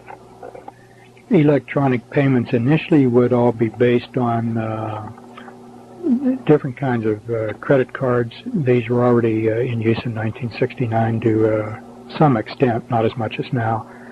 But people would have credit cards with the electronic strip on it, and once they got used to that, then it would be pointed out the advantage of having all of this combined into a single credit card serving a single monetary system, and then you don't have to carry around all that plastic. So the next step would be the single card, and then the next step would be to replace the single card with a skin implant. The single card could be lost or stolen, give rise to problems, could be exchanged with somebody else to confuse identity.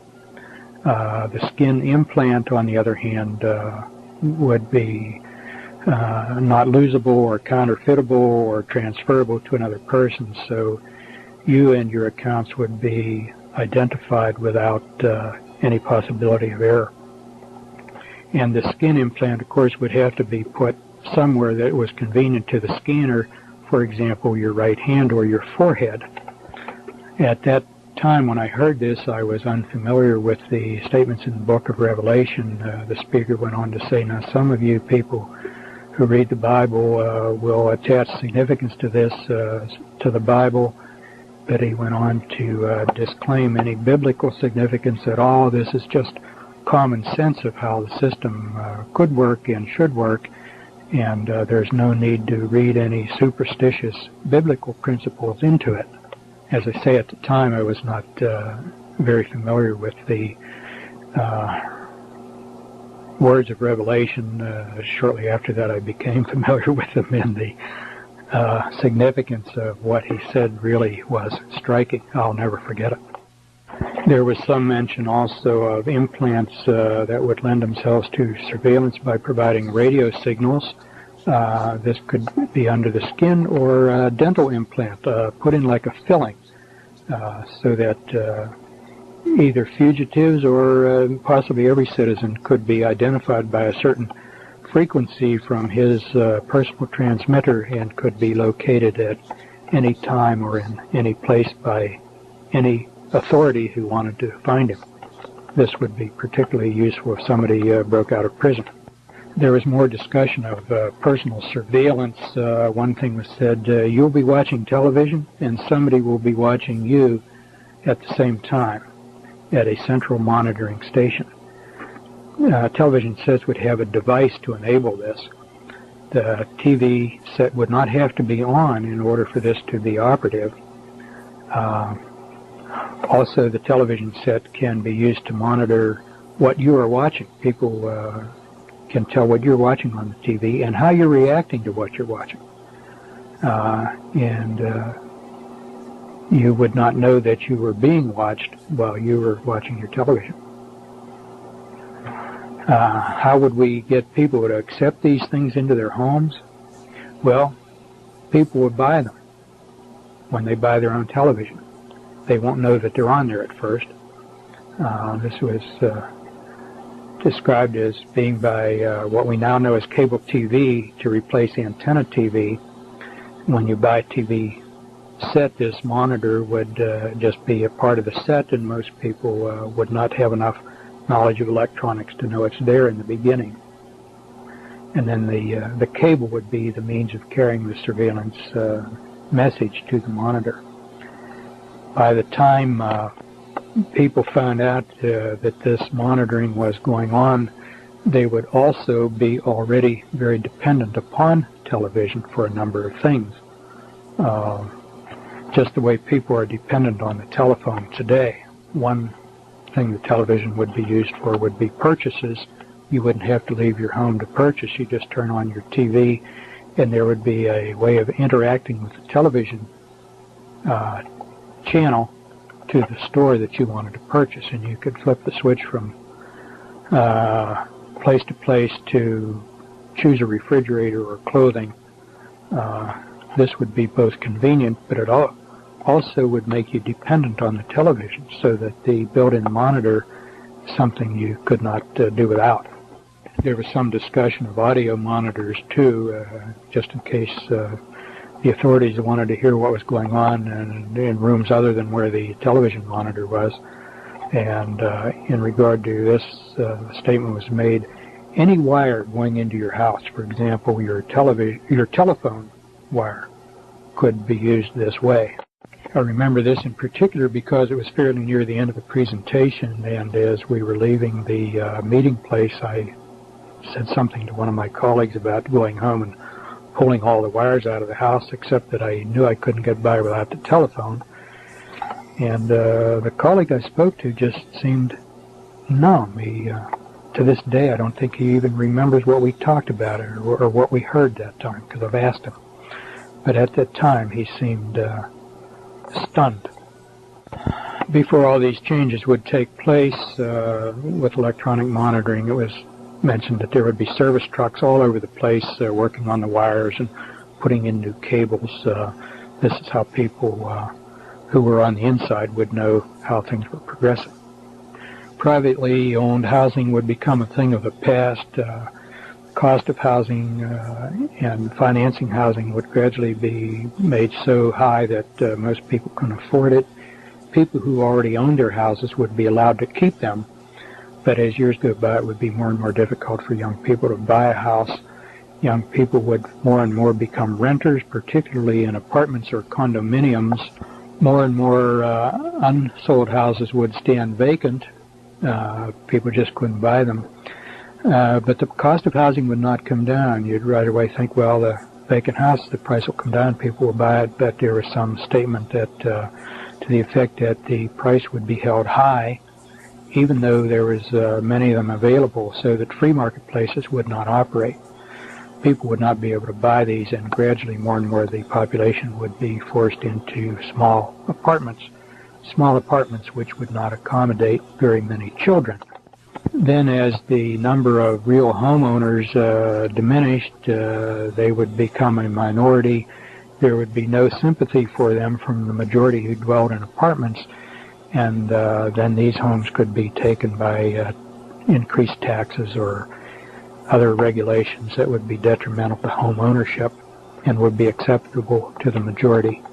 Ultimately, people would be assigned where they would live, and it would be common to have non-family members living with you. This by way of your not knowing just how far you could trust anybody. This would all be under the control of a central housing authority. Have this in mind in 1990 when the census comes out and they ask how many bedrooms in your house, how many bathrooms in your house, do you have a finished game room? This information really is personal and of no national interest to government under our existing Constitution, but you'll be asked those questions and decide how you want to respond to them. When the new system takes over, people will be expected to sign allegiance to it, indicating they don't have any reservations or holding back to the old system. There just won't be any room, he said, for people who won't go along. We can't have such people cluttering up the place, so such people would be taken to special places. And here I don't remember the exact words, but the inference I drew was that at these special places where they were taken, then they would not live very long. He may have said something like disposed of humanely, but I don't remember very precisely, just the impression that the system was not going to support them when they would not go along with the system. That would leave death as the only alternative. Somewhere in this vein, he said there would not be any martyrs. When I first heard that, I thought he meant that people would not be killed, but as the presentation developed, what he meant was they would not be killed in such a way or disposed of in such a way that they could serve as inspiration to other people the way martyrs do. Rather, he said something like this, people will just disappear. Just a few additional items sort of thrown in here at the end, which I failed to include where they belong more appropriately. One, the bringing in of the new system, he said, probably would occur on a weekend in winter. Everything would shut down on Friday evening, and Monday morning when everybody wakened, there would be an announcement made that the new system was in place. During the process of getting the United States ready for these changes, he commented everybody would be busier with less leisure time and less opportunity for people to really look about and see what was going on around them.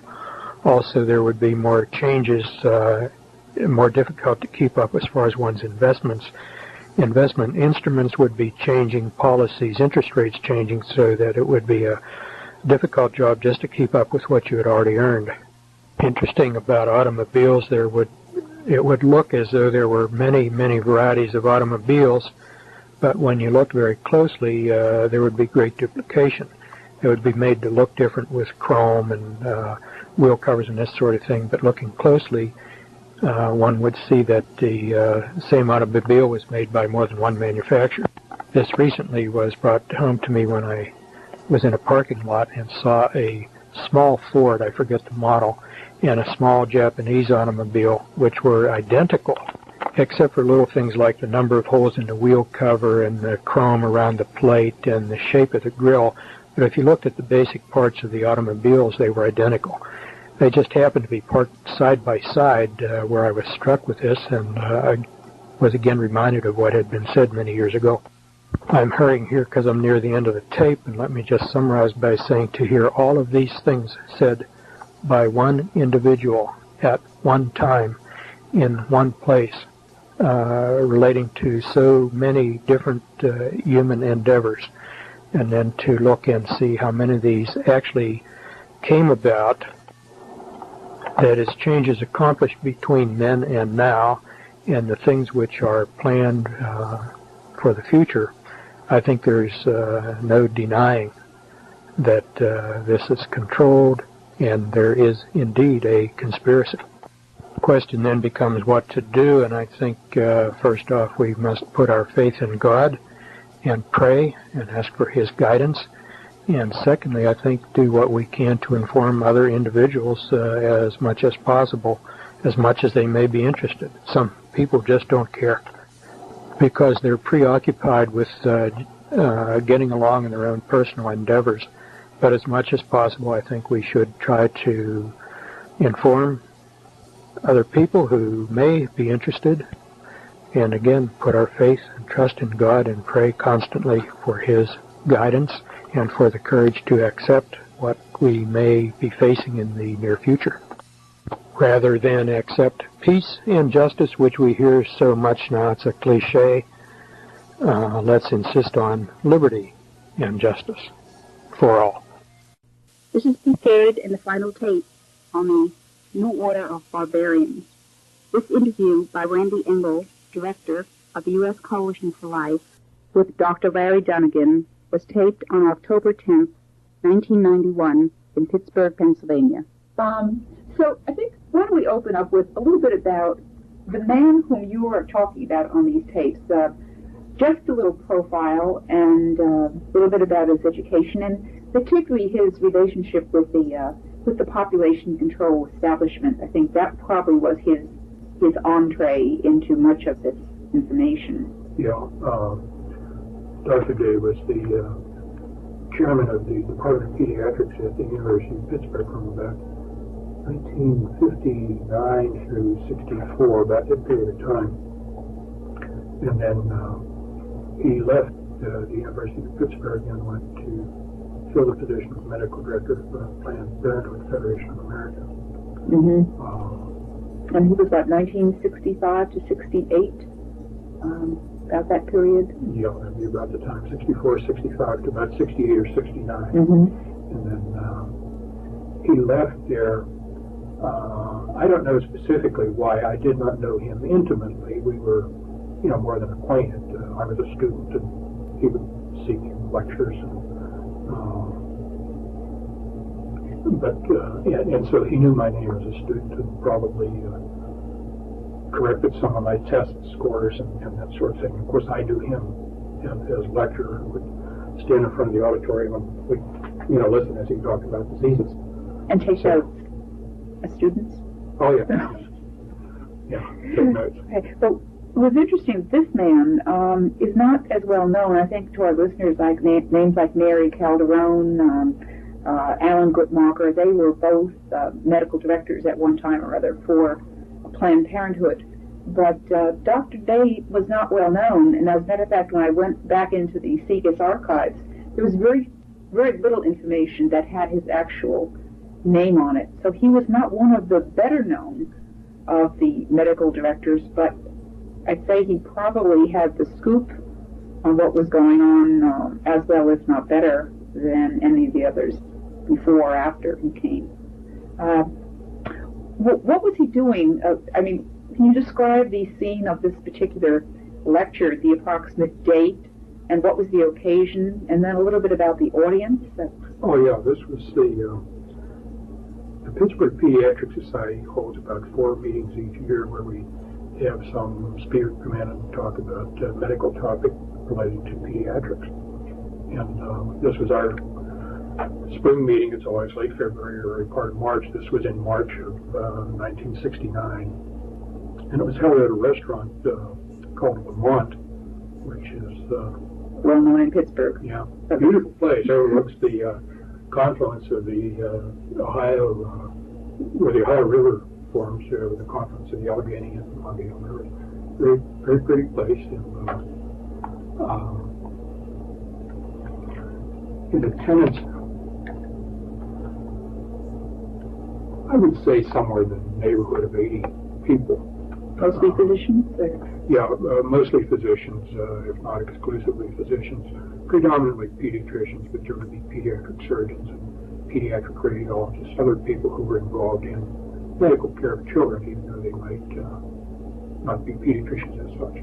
And the speech was given after a meal, I presume a very nice meal, and everyone was settled down and quite comfortable. And quite filled, and really an ideal state to absorb what was ever coming. But I think with when you're listening to the tape, and he says some of the most, well, not only outrageous things, but also things that you would think a pediatrician would kind of almost jump off out of his seat out. For example, on the tapes when he mentioned the cancer cures. Mm-hmm. Now, there were probably doctors in the audience who had children, perhaps with treating a child or knowing of a child who was in need of a particular cancer cure, and to hear that they were sitting, some of these prescriptions for or treatments for cancer were sitting over at the Rockefeller Institute, and yet, as far as I got from the tape, everyone just kind of sat there, didn't say very much. I mean, he's talking about falsifying scientific data, and everyone just kind of yawns. And how long did the speech go on? 2 hours. He spoke for over 2 hours, which was longer than most of our speakers go. And one of the interesting things, as he finished and it was getting late, he said that there's much, much more, but we could be here all night, but it's time to stop. And I think that's significant, that there was much more that we never heard. In the beginning of the presentation, I don't know whether I mentioned this on at the introduction of the first tape or not, but somewhere in the beginning of this, he said, "You will forget most or much of what I'm going to tell you tonight." And at the time, I thought, well, sure, that's true. We tend to forget. Somebody talks about ours, you can forget a lot of what they say. But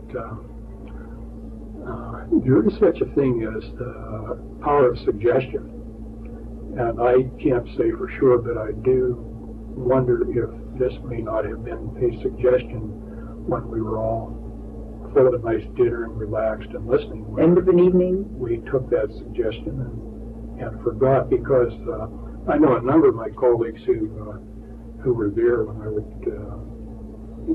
some years later, say, "Do you remember when Dr. Day said this, or he said that, or he said the other?" And I'd say, "Well, yeah, I kind of, is that what he said? Yeah, I kind of remember that." But most were not very impressed, which to me was surprising because, well, he used the example of cancer cures, but he said a number of things that... like doctors making too much money and... Yeah, changing the image of the doctor. You're just going to be a high-paid technician rather than a professional who exercises independent judgment on behalf of his independent patient. A number of things I thought that should have been offensive and elicited a reaction from physicians because they are physicians. I was surprised at how little reaction there was to it. And then other things that I would have expected people to react to just because they were human beings. And I think most of the people at the meeting subscribe more or less to the Judeo-Christian ethic and codes of behavior. And that was violated right and left. And particularly one of my friends who I thought would be as disturbed as I was about this just sort of smiled. Wasn't disturbed at all. And I thought, gee, this is surprising. Was part of it also because of his prominence? I mean, he was... the authority. The authority figure. Yeah, I think there may be something to there. This is the authority. We sort of owe some deference here. And he couldn't possibly mean what he's saying, or there couldn't possibly be any... I mean, he's such a good guy. I've often heard that phrase. Geez, he's such a good guy. I can't believe that he'd actually things. I can only speculate about this, but I do think at the time there was an element of disbelief about all of this, thinking, oh, this is somebody's fairy tale plan, but it will never really happen because it's too outlandish. Mm-hmm. Of course, we know step by step it is indeed happening right under our feet. Yeah. Before talking about the specific areas, I think there's a lot of benefits from this tape. One of them is when we have a good idea of what the opposition is about and the techniques he's using, then you can turn around and begin your resistance to all the types of manipulation and so forth. So I think that one of the ways I'd like to start off here is to talk about, seeing that there were 4 or 5 like theme songs that he kept on repeating them over and over again. For example, this business, which I think is so important, that people fail to distinguish between the ostensible reason and the real reason. In other words, if you want someone to do something and you know that initially he'll be balky at doing that because it's against his morals or against his religious beliefs, you have to substitute another reason that will be acceptable. And then after he accepts it and it's a fait accompli, then there's just no turning back. Right. And it was in that connection that he said, people don't ask the right questions. Yeah, and also too trusting. Too trusting. Yeah. And this was, as I recall, directed mostly at Americans. I had the feeling he thought Europeans maybe were skeptical and more sophisticated, but Americans are too trusting and don't ask the right questions. Well, with regard to this kind of almost a lack of discernment, I guess that's basically what he was saying. They were easily tricked or too trusting.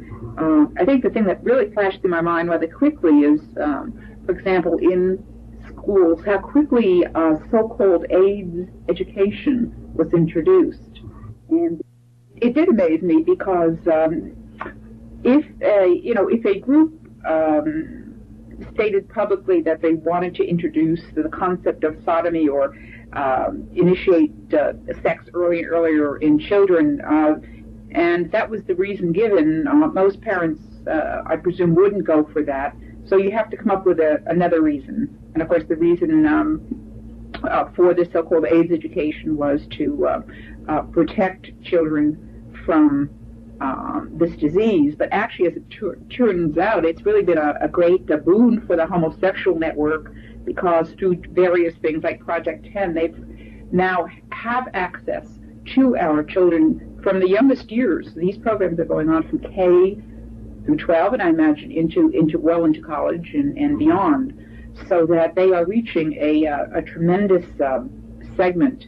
And speaking of children, I gathered that this speaker, he kept on making the point about, old people, they're going to go by the wayside. So I presume that the emphasis for these controllers or this new world order is really an emphasis on youth. Would that be Absolutely, yes. Emphasis on youth. This was stated explicitly. People beyond a certain age, they're set in their ways. You're not going to change them. They have values. They're going to stick to them. But you get to the youth when they're young, they're pliable. You move them in the direction you want them to go. So this is absolutely correct. They're targeting the young. They figure, you old folks that don't see it our way, you're going to be dying off, or when the time comes, we're going to get rid of you. But it's the youngsters we have to mold in the impression we want. Yeah, right. Which is common sense. I think most totalitarians have now there's something about the homosexuality, too, I think, to expand on. I don't think this came out of the original tape, but there was, first of all, we're going to promote homosexuality, and secondly, we recognize that it's bizarre, abnormal behavior. But this is another element in the law of the jungle, because people are stupid enough to go along with this, aren't fit to inhabit the planet, and they'll go by the wayside.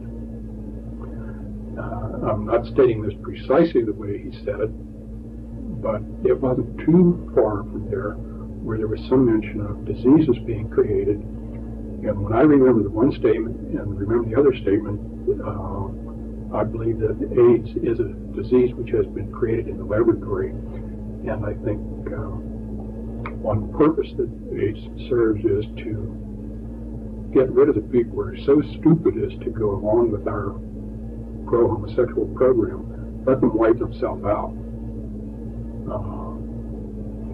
It's hard for me to make clear how much of this is I'm remembering with great confidence and how much is pure speculation. But as I synthesize this, this is, I think, what happens.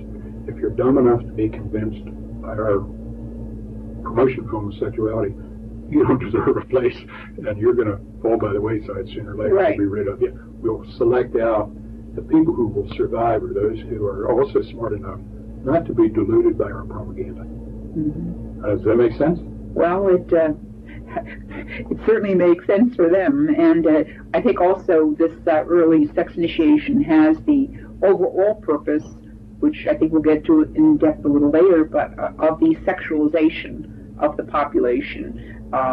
When he said on the tape, basically anything goes, I think that is what we're seeing.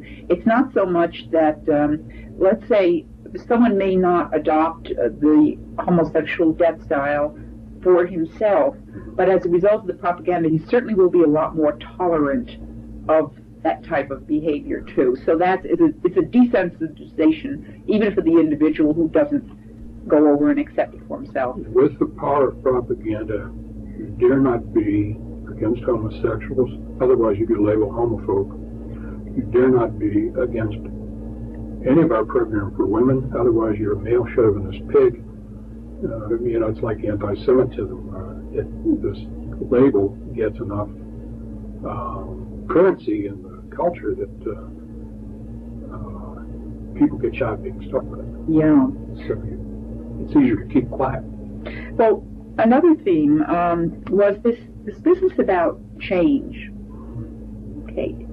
And I wanted to get to change in relationship to religion and family, but during the period when I was hearing this tape, I remember going to a mass, and they happened to have at that point dancing girls on the altar, and so when I was sitting and was getting a chance to listen to the tape, I thought, as a Catholic, that has been, if you talk about the effect of change, probably the most difficulty, and the hardest thing has been to watch our traditional Mass, that which Catholics have practiced, those things which they've practiced and believed for so long.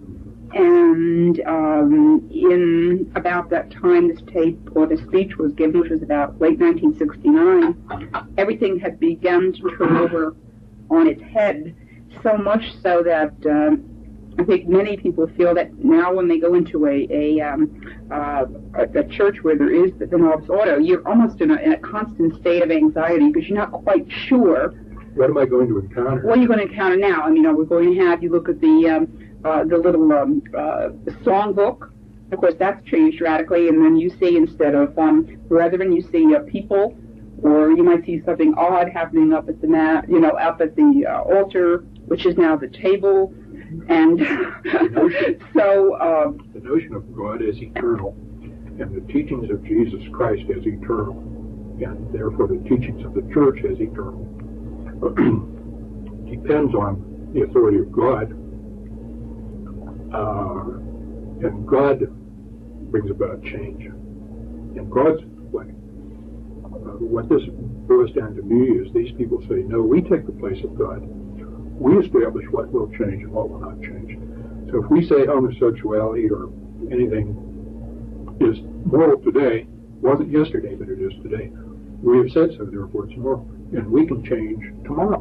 We can make it immoral again tomorrow. And this is the usurpation of the role of God to define what the peons, what the ordinary person is supposed to believe. So the idea is that if everybody's used to change, most people aren't going to ask, well, who has decided what should be changed and how it should be changed? Most people just go along with it, like hemlines and shoe styles and that sort of thing. So it is a usurpation of the role of God. And if you read the Humanist Manifesto, and somewhere early in the introductory part of it, they say human intellect is the highest good. Well, to any human being, what you call the highest good, that's your God. So to these people, human intellect, being the highest good, is God. And where does human intellect reside? Well, in the brain of one or more human beings. So these people, in effect, I don't think they would be so candid as to say so, but whether they know it or not, what they're saying is, I am God, we are God, because we decide what is moral today, what is moral tomorrow, what's going to be moral next year. We determine change. That's right. And of course, in a nutshell, you just explained the human potential, New Age, all the new esoteric movements that we've seen. But with regard to change, he seemed to acknowledge that there were a couple of entities which traditionally blocked this change and therefore made people resistant to constant manipulation. Mm-hmm. And of course, one of those is the family.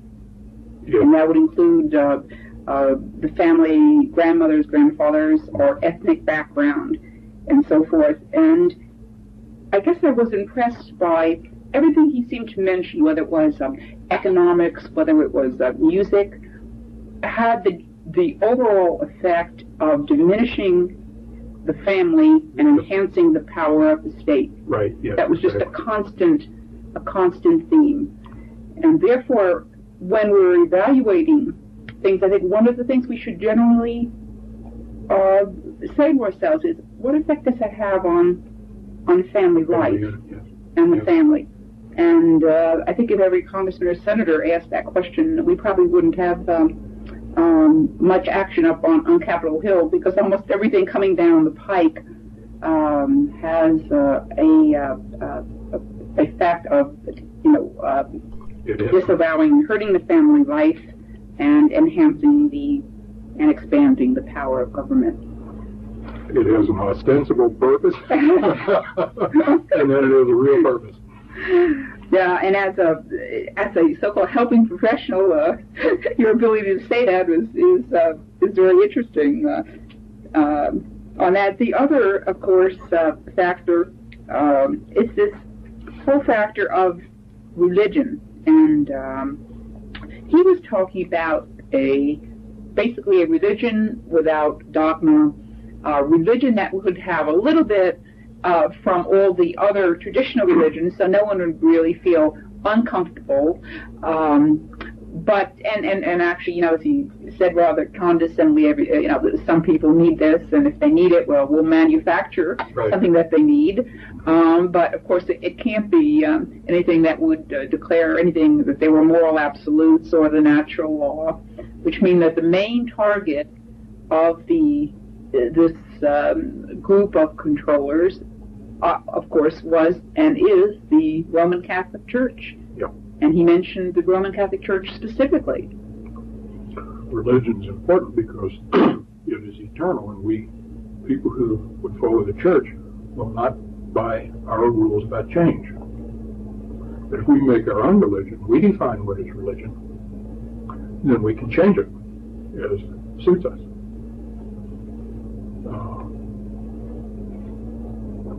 Yes, the Roman Catholic Church, I was kind of flattered sitting here as a Catholic, hearing it pointed out that the church is the one obstacle that he said we have to change that. And once the Roman Catholic Church falls, the rest of Christianity will fall easy. Mm-hmm. And I noticed, though, that as the conversation went on, he said, now, you may think churches will stand in your way, but I would just want to tell you that they will help us. Yes. And he didn't say they will help us all except the Roman Catholic Church. They said they will help us. Yes. And unfortunately, he was right. he was right. Yeah, no, he didn't say this explicitly, but again, was one of those things the themes that came through. He apparently thought the use of words was real important, because he mentioned this with regard to a number of things like the Bible, how, the very famous psychiatrist Miru mentioned that if you want to control people, then you control the language first, and words are weapons. He apparently knew that very well, and I think the controllers as a whole know this very well, and of course it's part of their campaign. But that little statement about words, that words will be changed. When I heard that, I thought, instead of saying altar, you say table. Instead of saying sacrifice, you say kneel. With regard to the mass, and people say, well, that's not important. Of course, what you end up with, of course, is you really know that that's very important. Otherwise, why would they bother to change it? Exactly. Why go through all this rigmarole of if it wasn't important? It's obviously important for them, because they know with the changing the words, you change ideas. They're exerting a lot of effort and time to change it, and they're not exerting their effort on things that are unimportant. So, yes, you're absolutely right. The priest is the presider. He no longer has the role. In some cases, he no longer has the role as a priest formally had. Yes, those words are, because words carry meaning. There's the dictionary definition, but I think we all know certain words carry meaning that is a little bit hard to put into words, but they carry meaning. So yes, that's controlling the language.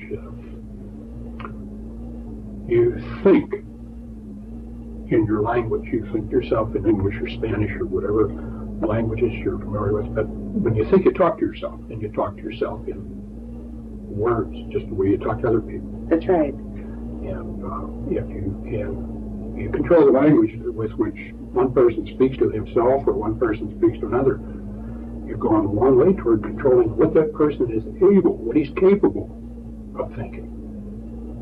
And that has both an inclusionary and an exclusionary component to it. You set the tone. Well, take the word gay, for example. Take the word gay. That's a good one. I have some old tapes by Franz Lehar, and then he talks about the gay hussars, the happy soldiers, and now you couldn't quite use that same word, could you? Not. Get away with it? Hussar may take offense and will injure you. But again, the word homosexual, sodomite, has been replaced with the term gay. It represents an ideology, not only a word. And when you use it, it's tacit to saying, yes, I accept what your interpretation of this is. And they probably had a committee working for months to pick out which word they were going to use. And gay carries a connotation which, first of all, is inaccurate. Most homosexuals are not at all gay. They tend to be pretty unhappy people. Yes. Despite all the publicity telling them that they can and should feel comfortable what they're doing, most of them deep down inside don't accept it. Have a conscience which says otherwise. Yeah. And homophobia is another one. Yes, but one can hardly wait. I suppose they're going to come up with a sadophobia for those who have a hang-up with sadomasochism, and they'll have a pedophobia for those who have difficulties with being a pedophile. We can just look forward to this type of thing. I guess we can look forward to them to the extent that we permit ourselves to permit the opposition to have access to the brain. And to dictate the terms we use. Sex education is not education. That's right. It's conditioning, and we should never use the term sex education. It's a misnomer. If they control the vocabulary, then they control the way we can think and the way we can express ideas among ourselves and to anybody. But sex conditioning, sex initiation is much more accurate, and we should insist on that. We should never use terms homophobia and gay. Right. Homosexual is homosexual. It's not at all gay. That's right. that we're going to have to probably do some homework. I know probably all the popular movements in the United States, probably, I said, the pro-life movement is probably the most sensitive to words. I remember when I was sitting down and listening, talking about media events and access to the brain. I remember that the first speech that Bush gave, in which he talked about the New World Order. And I remember jumping halfway off my seat, the term that here he is, the president, he's saying New World Order as if it was, something everyone knew about. And someone looking across the room, so what do you... I heard that. What did he say? What did he say? He said, well, he said New World Order. I said, well, what does that mean? Why is that extraordinary? But anyway, so one of the things, I think, one of the weapons that we have against the controllers is the knowledge that if we can cut off his access to our mind, then we have a shot at escaping being manipulated, if not totally, at least escape a good portion of the manipulation. Do you remember one of the books on Chinese POWs pointed out that some of their survivors, in order to not be brainwashed, broke their eardrums, and in that way they were unable to hear, and being unable to hear, the enemy could not have access to their brain, and therefore they were able to survive where others did not. Yes. And in our popular culture here, we have a number of things, that TV and radio primarily, that are the constant means by which the opposition has access to our brain and to our children's brain. So I think one of the logical conclusions, and one of the very common sense conclusions, is if you don't want the enemy to have access, you have to cut off the lines of access, which would be in homes is simply to either eliminate altogether or control by other forms. Take the networks at the word. They say you don't want to watch our programming, turn it off, and we should. We should say, yeah, you're right, and turn it off, and let the advertisers spend their money on an audience that isn't there. I thought, as a pediatrician, I'm always interested in how kids do things and how kids are like adults.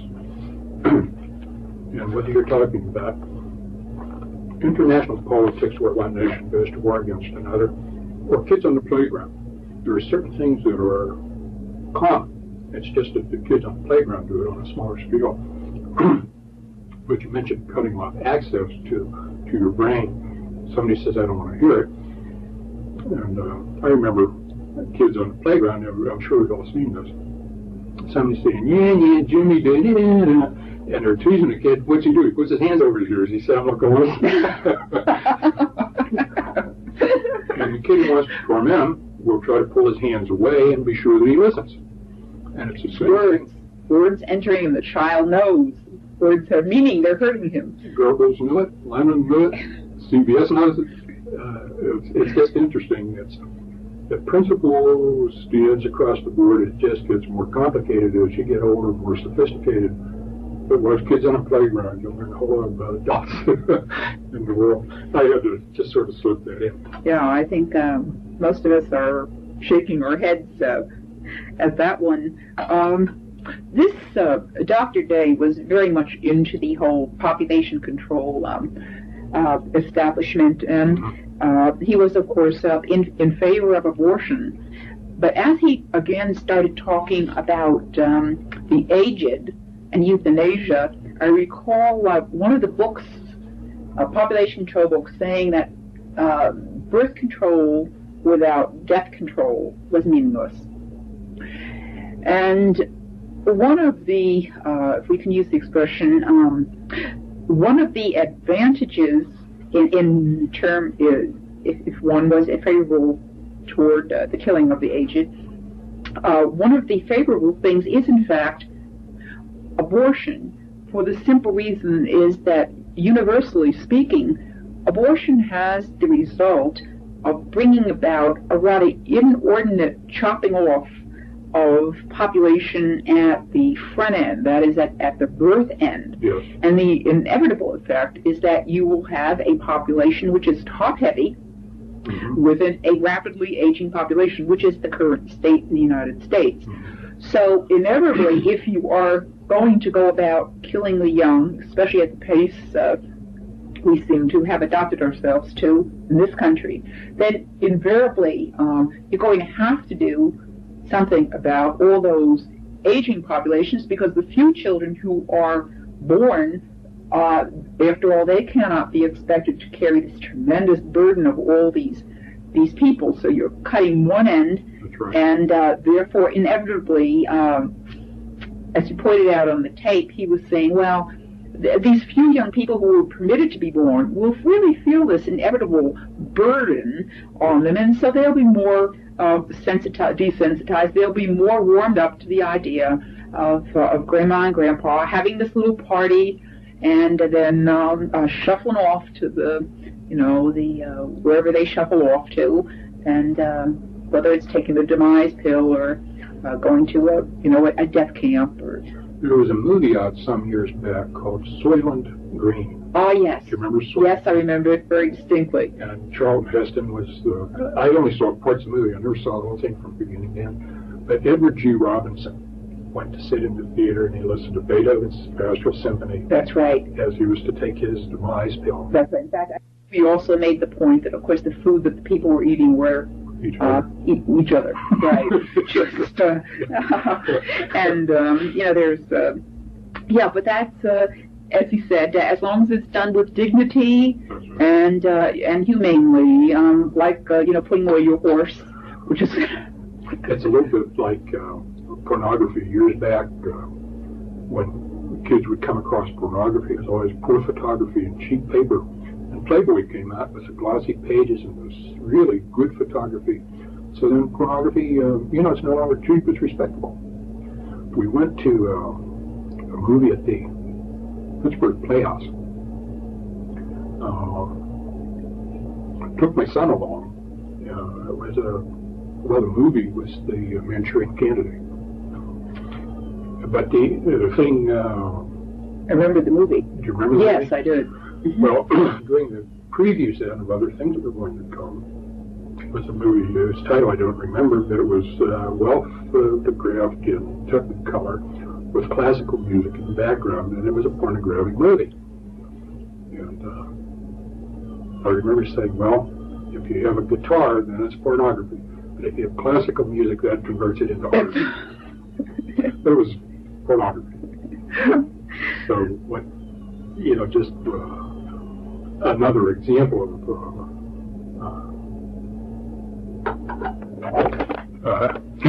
what you were saying. As long as it's done with dignity, that's what counts. So if you kill somebody with dignity, it's okay. If you have pornography with dignity, with classical music, then sorry. Yeah. That was the point I was trying to. There were, again, talking about the family. Currently, I know an awful lot of people who are out of jobs.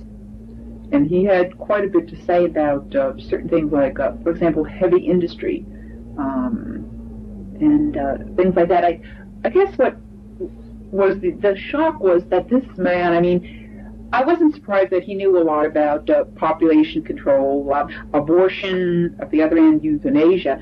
But what did surprise me was that he was an individual who was talking about religion, law, education, sports, entertainment, food. How could one individual, and I think this is probably the question that everyone listening to these tapes is asking, how could a individual have that much input? Now, one could say, well, it didn't pan out, but we know, listening to these recollections 20 years later, I can't really, except perhaps for maybe some minor things, everything that he has said has truly come to pass, and almost beyond, beyond the imagination. Mm-hmm. How could one individual talk with such a authoritative, non-questioning thing that this is the way, this was going to happen, and this was going to happen in fashion, and this is what we were going to see on TV, and there were going to be,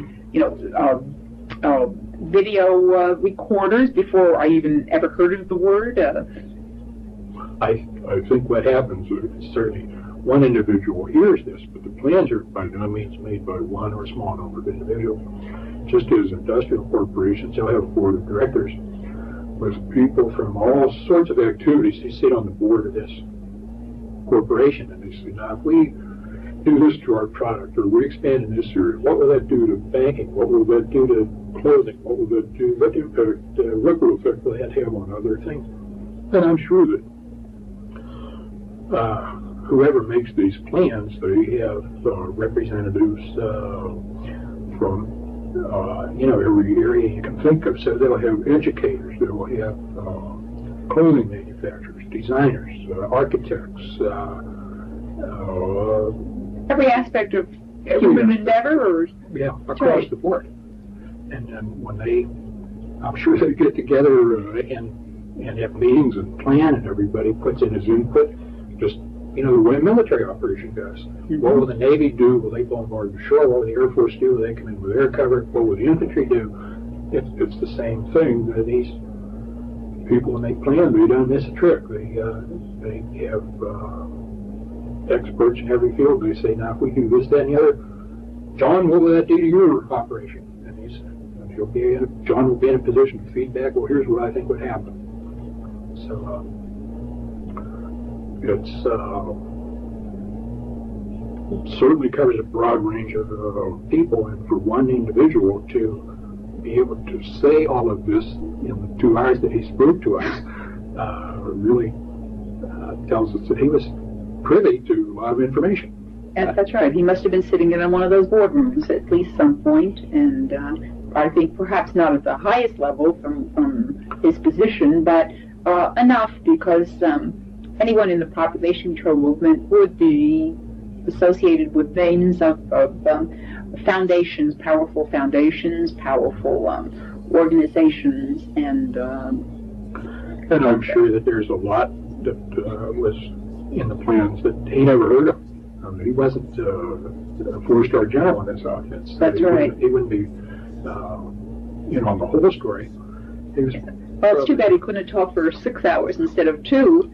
We might have had a lot more information. There was another aspect that I found fascinating in listening to this. This whole aspect of privacy.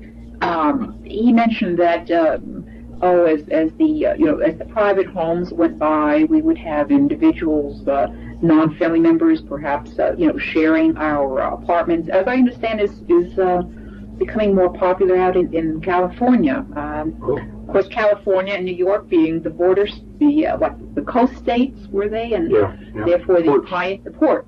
That's right, port cities that bring in things so that they can eventually work their way to Middle America. And but this business about privacy, when he was talking about, for example, the area of sex, he made some interesting remarks. Is public knowledge. Yeah. But the planners won't be that open about their own lives. They'll reserve their privacy. It's for the rest of us. Yes, just like they're listening to concerts and operas, but for the mass media, they're pumping in the hard rock and all those types of things. That was another fascinating thing. For example, and I know this has come to pass. Because I deal with a lot of young people, but young people have their own radio stations for their music, and adults have their own, and never the twain shall meet. Right. And when they do, there's usually a clash between the old generation and the younger. And I think the same is probably true with a lot of the classical movies. And again, I can't remember when I was growing up and my dad had the radio on. I think the music was kind of a general music that, there wasn't I didn't say to my dad, I don't like that music, turn on to another station. whereas now there is a fabricated generational gap, which again puts the family at the disadvantage, and it creates conflict in the family, which is one of the spin-off benefits to them. If you're constantly fussing at your kids, you don't like what they're playing, and they're focusing on you, they don't like what you're playing. That does things to the bonds of affection that you would like to be nurturing in the family. So they're, yeah. And speaking of family, again, one of the things then it would appear for any resistance movement for the population controllers would probably be based on families strengthening themselves in a number of ways. One of them being to make sure that children know about Grandma and Grandpa and where did they come from, and developing a whole, getting out the family albums and making sure that children know they have roots, first of all, and secondly, that their family is stable. One father, one mother, with children, with grandfathers, and so forth. They're harder and harder to find. Yeah, but those of us who have them should hold on to them. And so, toward the end of the tape, there was a reference to how, or at the time when everything would be coming together, how this New World Order would be introduced to a population which, at this point, I think they would have assumed would have been more than acceptable to it. How is this put? I mean, we're just going to wake up one morning and the changes will be there, or what did he think about that? Right. It was presented in what must be an oversimplified fashion. So with some qualifications, here's the recollection I have of it. In the winter, there was importance to the winter. On a weekend, like on a Friday, an announcement would be made that this was in place, or about to be in place. That the order, the new order. The New World Order was now the system for the world. Mm-hmm. And we all owe this New World Order our allegiance. And the reason for winter is that, and this was stated, people less prone to travel in winter, particularly if they live in an area where there's ice and snow. Summer, it's easier to get up and go. And the reason for weekend is people who would have questions about this, Saturday and Sunday everything's closed, and they would not have an opportunity to raise questions and file a protest and say, no. And just that period of the weekend would allow a desensitizing period so that when Monday came and people had an opportunity maybe to express some reservation about it or even to oppose it, they would have had 48 hours to absorb the idea and get used to it. Cooling off period, yeah. Right. Or a heating up period, depending on one's frame of mind. What about those who decided they didn't want to go along? Somewhere in there it was that because this is a new authority and it represents a change then from where your allegiance was presumed to be, people would be called upon to publicly acknowledge their allegiance to this new authority. And this would mean you had to sign an agreement or in some public way acknowledge that you accepted this, you offered your allegiance to this new authority, you accepted its legitimacy. And there were two impressions I carried away if you didn't.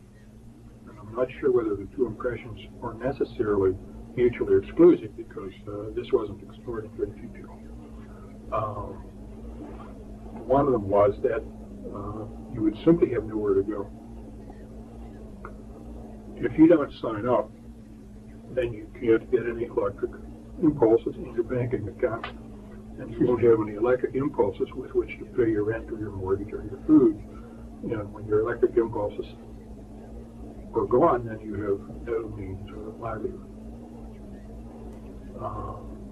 Could you get these things from other people, or would that be, in other words, let's say if you had a sympathetic family, I mean, what?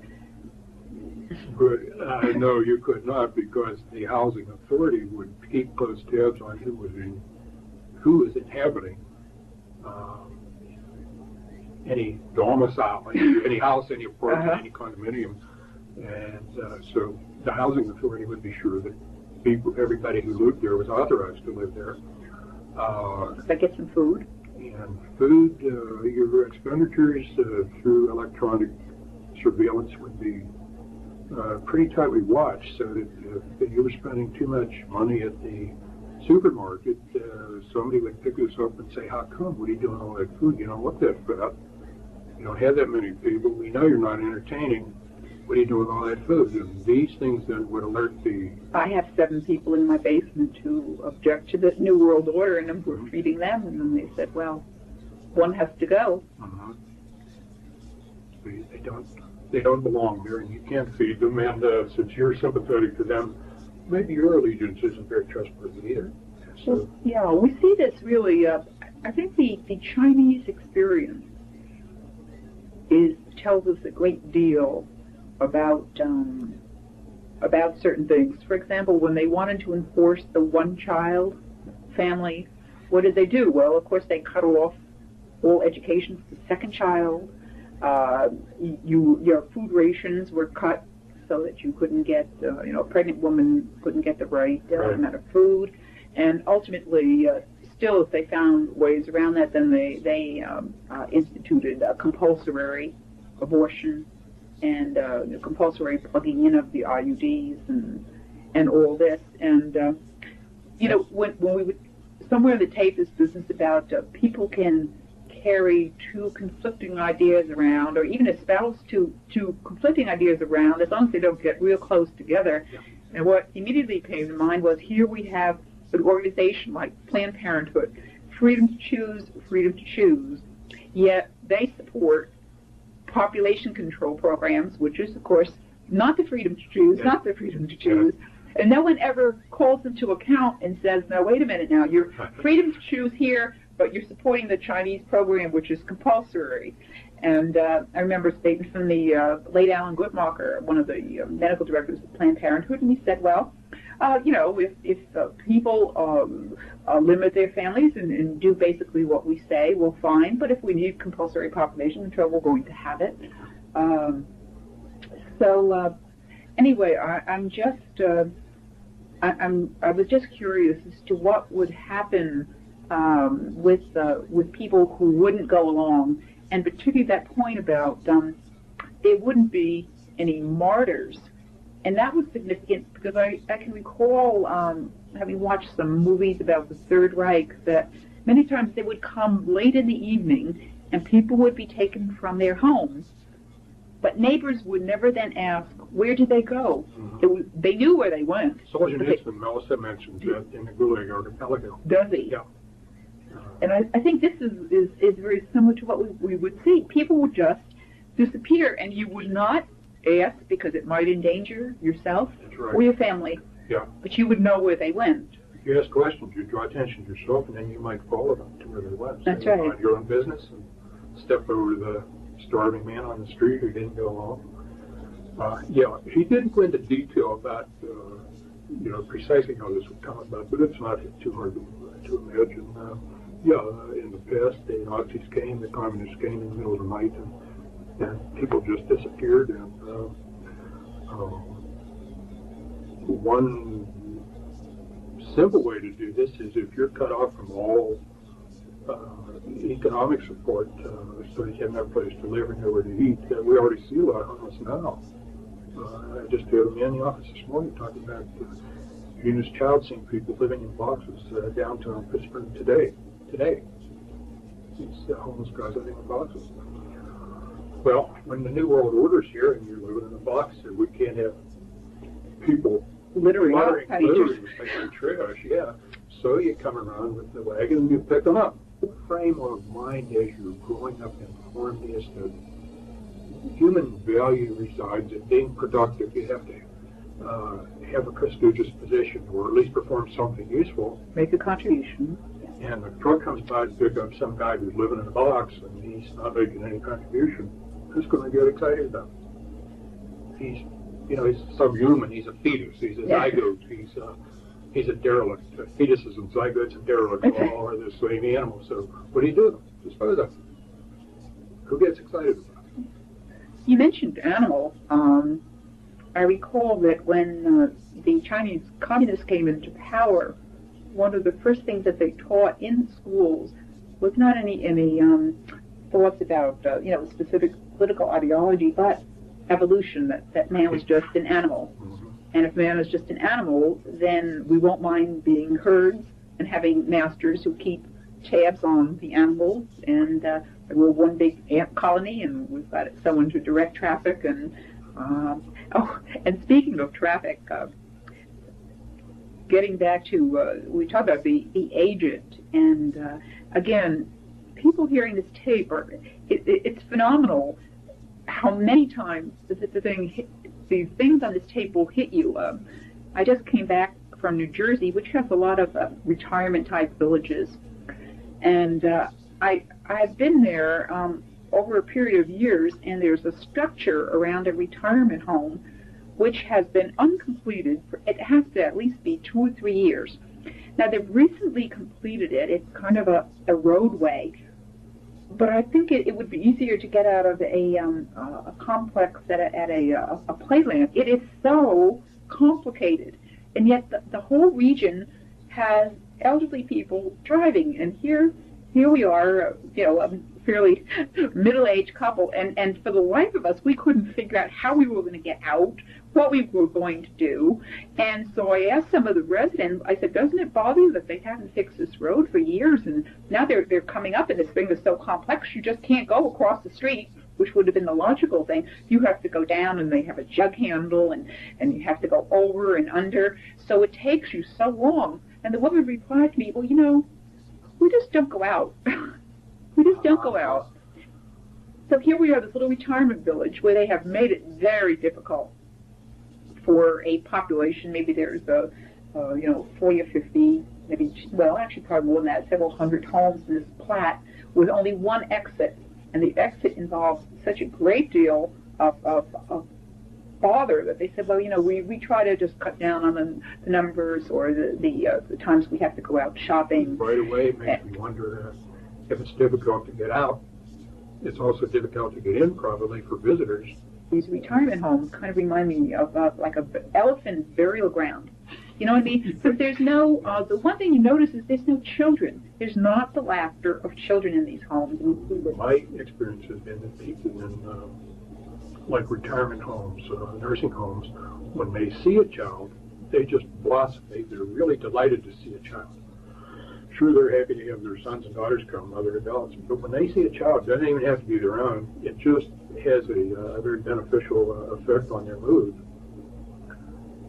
And if these older people aren't seeing children, the other side of that coin is the children are not seeing older people either.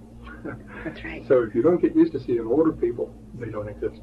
That's right. And that, I think, is another interesting angle on what you said about and that's why, again, with the family, making sure your children see their grandparents very often, no matter how much that entails. The trouble is of the logistics is certainly worthwhile, because again, if you never see someone and you don't learn to love them, and you have no contact with them, when someone says, well, it's time for your grandpap to check out, well, who's that? Who's going to defend and fight for someone that they never even saw before? I remember one of the phrases. This is, again, so many of these things, you only have to hear them once, and they stick in your mind. Yes. They're so jarring. Yeah. Was this, we've already discussed sex without reproduction. Mm-hmm. Then he also said the technology would be there for reproduction without sex. Right. And this seems to me, this is a whole nother area, because one of the, again, contradictory things occurring, because you would think, well, if a land is so-called overpopulated, then you would want to diminish sexual activity, or you'd want to get rid of pornography. You wanted to get everything that was sexually stimulating. But no, it's just the contrary. You want to increase sexual activity, but only insofar as it doesn't lead to reproduction. Right. That was the message, right? That leads, and this is my own extension, he didn't say that, but that leads to slavery, because if you become enslaved to your gratification, whether it's sex, food, or whatever, then you're more easily controlled, which is one of the reasons the celibate priesthood is so important, and so many priests don't even understand that. But if you're addicted to sex, if sex is just divorced from reproduction, sex is something that you do for gratification only. I won't try to parallel it with food, because you can't go without food. Then you can be more easily controlled by the availability or the removal of the availability of sex. So that can become an enslaving feature. Now, reproduction without sex, what you would get then is a product which has all the desirable attributes of a human being without any claim to human rights. The way we do it now, you say, well, you're human because you have a father and a mother, and you have a grandfather and uncle Fred and a family, so you're a human being, you have human rights. But if your father was a petri dish and your mother was a dust tube, how can you lay claim to human rights? Not too much warmth there, is there? You owe your existence to the laboratory, which conveys to you no human rights. And there's no God, so you can't go for any God-given human rights. So you're an ideal slave. You have all the attributes of a human being, but you don't have any claim on rights. Mm-hmm. Well, in Brave New World, if you remember, they had the caste system, the alphas, the omegas, and so forth. Yeah. And the lowest caste, the way they brought about the different caste systems was that in the decanting room or the birthing rooms, the individual who was to be, let's say, to do menial labor or slave labor, work in the mines, they received just a little bit of oxygen to the brain, so that they learned to love their slavery, and they were very happy because they didn't know any better. They didn't have the brains or the wherewithal to do things. But of course, the higher in the caste you got, the more oxygen was given to your brain. So we actually had a group of subhuman beings, who would be at the, as you say, as slaves essentially, and but they would love their slavery. Mm-hmm. See, in the past, slaves probably haven't loved their slavery very much, but in this case, we have this technology which will make people love their slavery, and each caste loved being what they were in Brave New World. Yeah. And any of our listeners who hasn't read that recently, I think you read it recently again, didn't you? Yeah. Or read it for the first time? Yeah, I read it. It's phenomenal, isn't it? Yeah. I don't remember, you may remember the wording of the slogan that was about the Nazi concentration camps, something about work is peace and work is happiness. Now, I don't remember whether it was Buchenwald or Auschwitz or one of them that had this sign about it. Mm-hmm.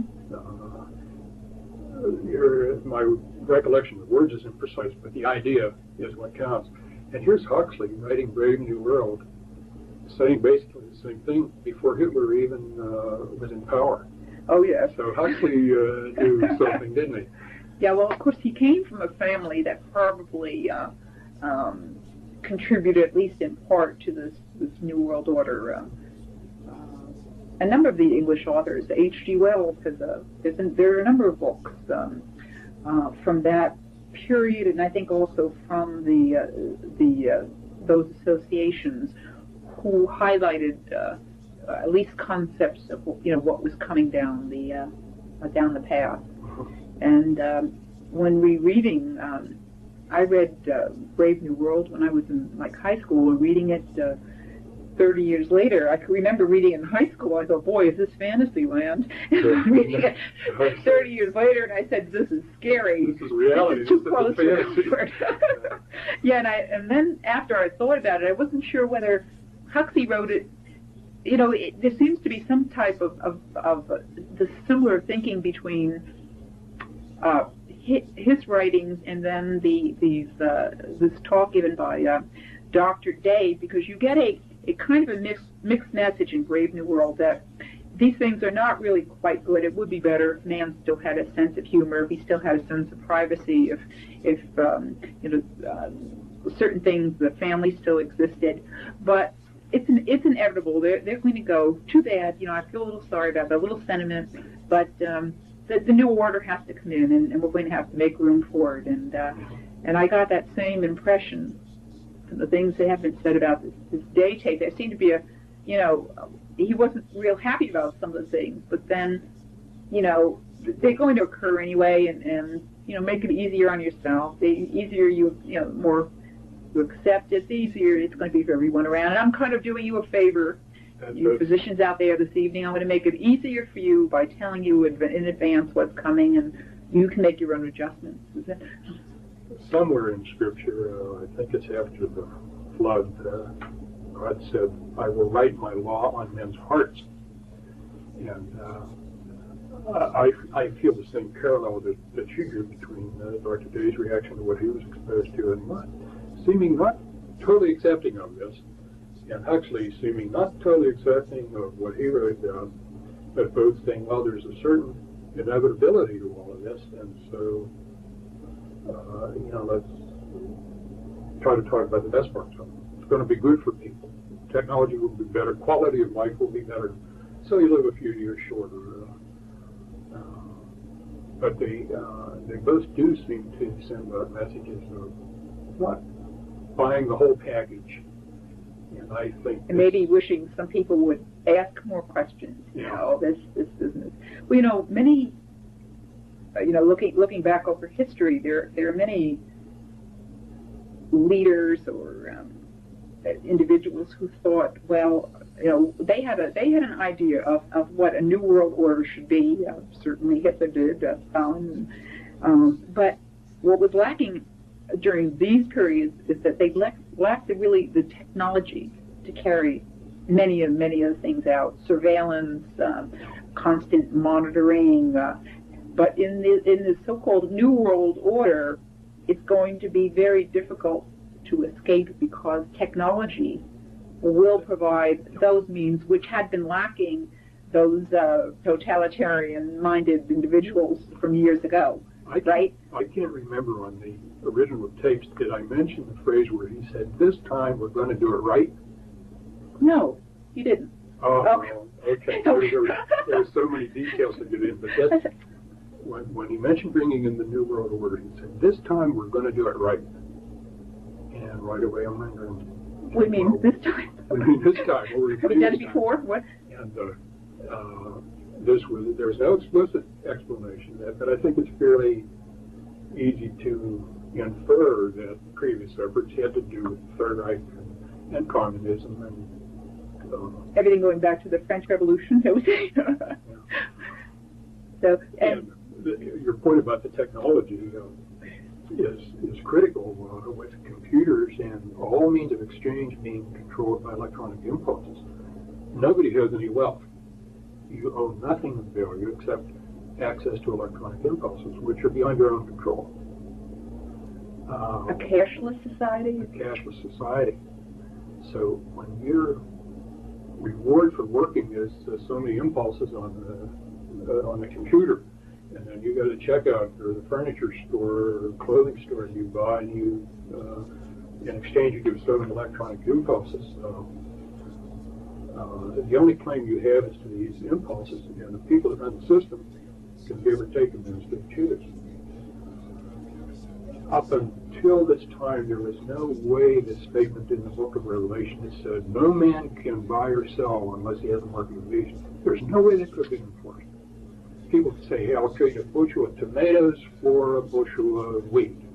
if you ride my kids to school, I'll give you 6 ears of corn. Or bartering, right.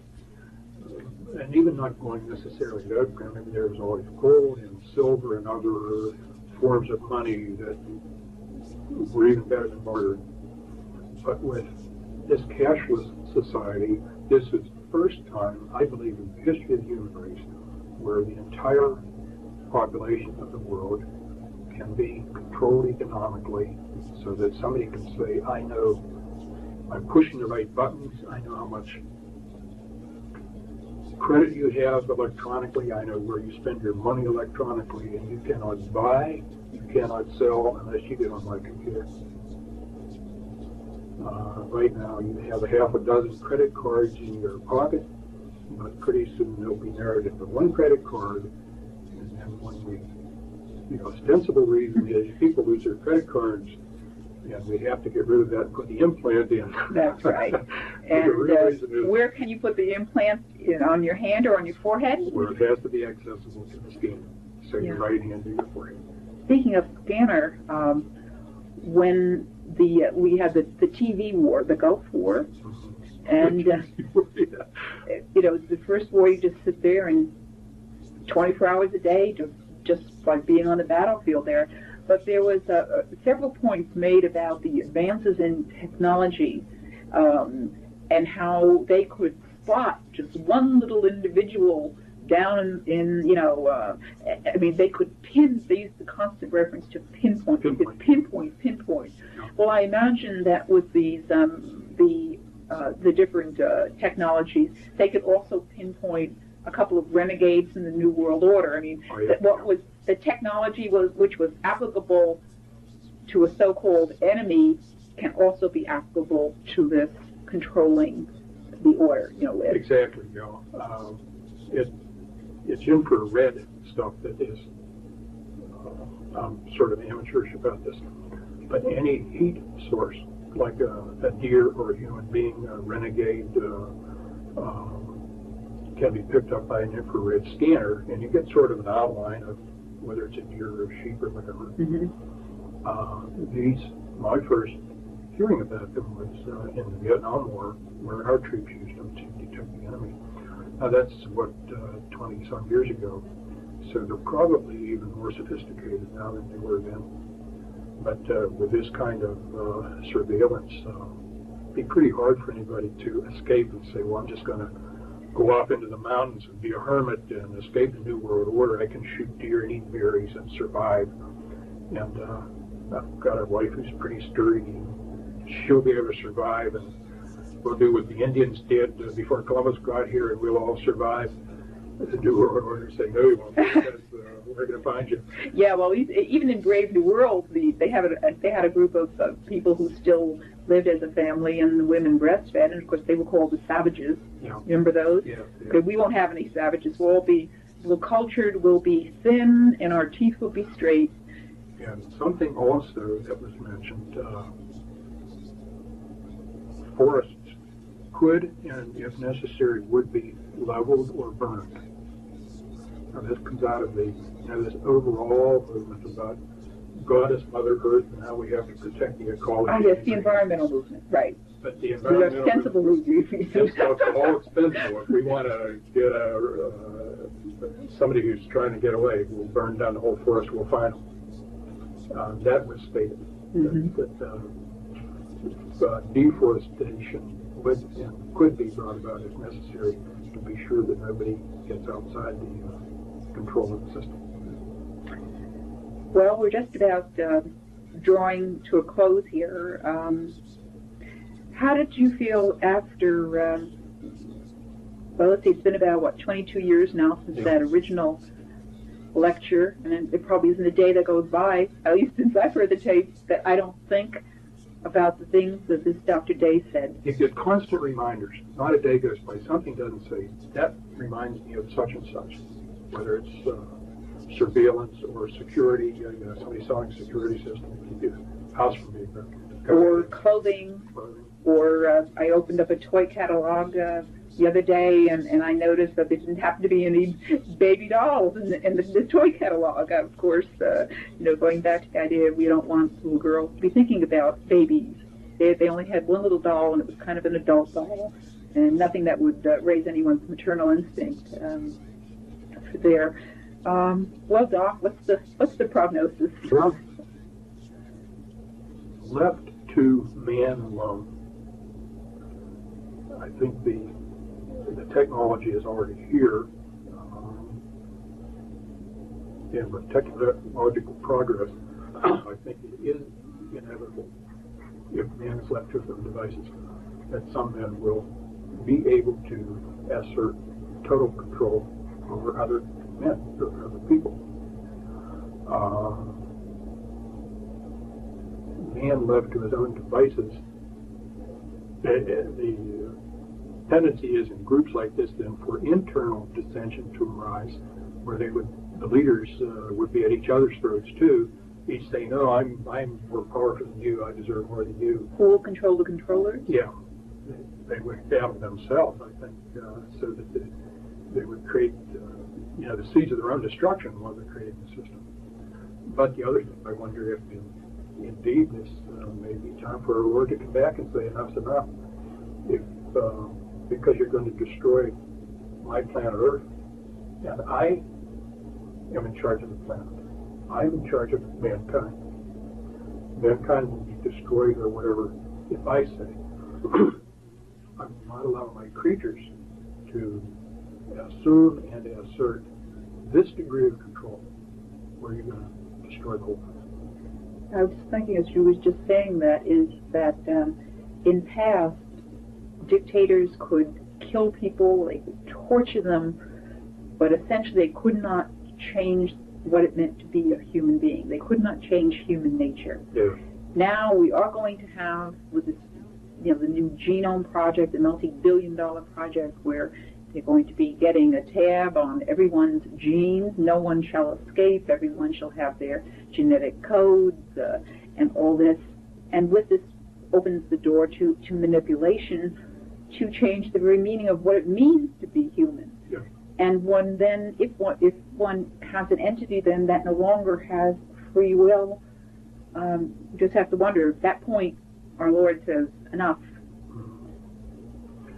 Just as Lucifer set himself up as God in the beginning, some people now would set themselves up as God and say, I control the computers, I control the genomes, I control everything. I am God. And at that point, then he would have to say, no, you're not. I have to demonstrate to you, you're not. I'm still God. You're just a creature. Yeah. And as you said on the original tape, we believe in what our Lord has said, in the sense that he will not leave us orphans, that, he will be with us to the end of time. This right away now begs the question when they come around and say, it's your turn to sign the allegiance form. What are you going to do? When Henry VIII came around, he said, well, you either sign here and join, or, and while he's telling you this, they're throwing the noose over the limb of the oak tree and saying, slipping the noose around your neck and saying, you want to sign this, or do we slap the horse out from under you? And a lot of people said, I won't sign it, and they were martyred. Despite his having said there will be no martyrs, certainly there will be martyrs. And the implication in his statement was, well, they will not be recognized as martyrs. But there will be martyrs, and they will be recognized as martyrs, and maybe not in the same way as in the past. But I think this is something that maybe all people need to sort of prepare themselves for. When I'm nose to nose with this choice, are you going to sign this allegiance or not? Or we're going to put you in a boxcar and you're going out to Arizona in the desert. People have to be prepared to make a decision. And I think it would be an understatement not to say, or to say, that this tape has great meaning, and it's just like a forewarning, and it gives us ideas of things we should do and things we shouldn't do, And I think everyone listening to the tape will come up with different things that he can do on a small scale. I think that's the beauty of this thing. It's not, as he was talking, it wasn't like real earth-shattering things that he was talking about. He was talking about little things, television, things that we do every day, things that are under our control, the books we read, and I think probably some of these changes, if they're going to occur, will occur with the individual person within that family, with him getting the word out and then doing the little things. I think they matter over the long haul the most. Just as with the prisoners who survived the brainwashing, I think people who are spiritually oriented, who are thinking about God, thinking about their relationship with God, are the ones who will then be better prepared, very equipped to survive this world and the next. Whereas those who are just focused on meeting their needs right now, strictly the material needs of the day, they're more easily controlled. Under the threat of losing your comforts or losing your food or losing your head or whatever, certainly some people are going to yield, and those who I think will survive, and I really mean in both this life and the next, they're going to be the ones who are going to have to be prepared, because it's my belief when the time comes to make the decision, you're going to sign on it or you're not going to sign on it. It's too late to begin the preparation and start saying, well, let me think about this. You won't have time to think about it. You're going to either say yes or no. I hope a lot of us make the right decision. I do so too, and I think the tape will change as many lives and have hopefully as good an effect as it had on mine and on yours. So let me thank you very much. Oh, you're welcome. For further information, please contact the U.S. Coalition for Life, Box 315, Export, Pennsylvania, 15632. Your comments and criticisms and any other information which you might have regarding this tape will be most welcome.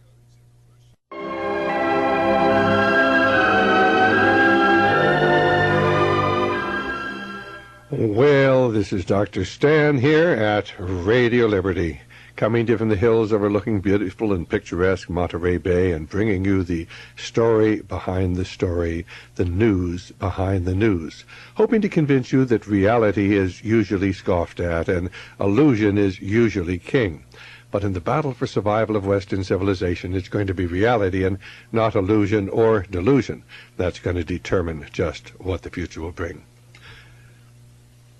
Now, I want to introduce to you Dr. Lawrence Dunnegan, and Dr. Dunnegan is a pediatrician. He practices in the eastern part of the United States, and he's been practicing for 30 years. But some 28 years ago, he heard a fascinating lecture given by Dr. Day, who had been a professor at the medical school he had attended. And this talk was given to a group of young doctors with the proviso that nobody would take notes and nobody would record what was said. Dr. Day then went on to become a director of the Planned Parenthood Federation. So right now, let's introduce Dr. Dunnegan. Dr. Dunnegan, it's so good for you to be with us, or to have you with us today. Oh, my pleasure. All right, fine. Well, why don't you just give our listeners the background of this incredible story you heard 28 years ago, which is so prophetic as far as what's unfolding today. And let me just, for the listener, comment that one of the things that was said 28 years ago was we would have sex without reproduction and reproduction without sex. Yeah. And as we begin thinking about the artificial insemination and now the new cloning process, you realize that what was said 28 years ago to a young pediatrician is all coming to pass today, part of a long-range plan of a group of men who do have an agenda. So why don't you pick up the story from there? Well, when we sat down to listen to the lecture, we were all expecting something clinical. Dr. Day, his areas of primary research concern had always been newborn, premature birth, and the problems with carnivorous coming from neonatal jaundice and temperature control in premature babies.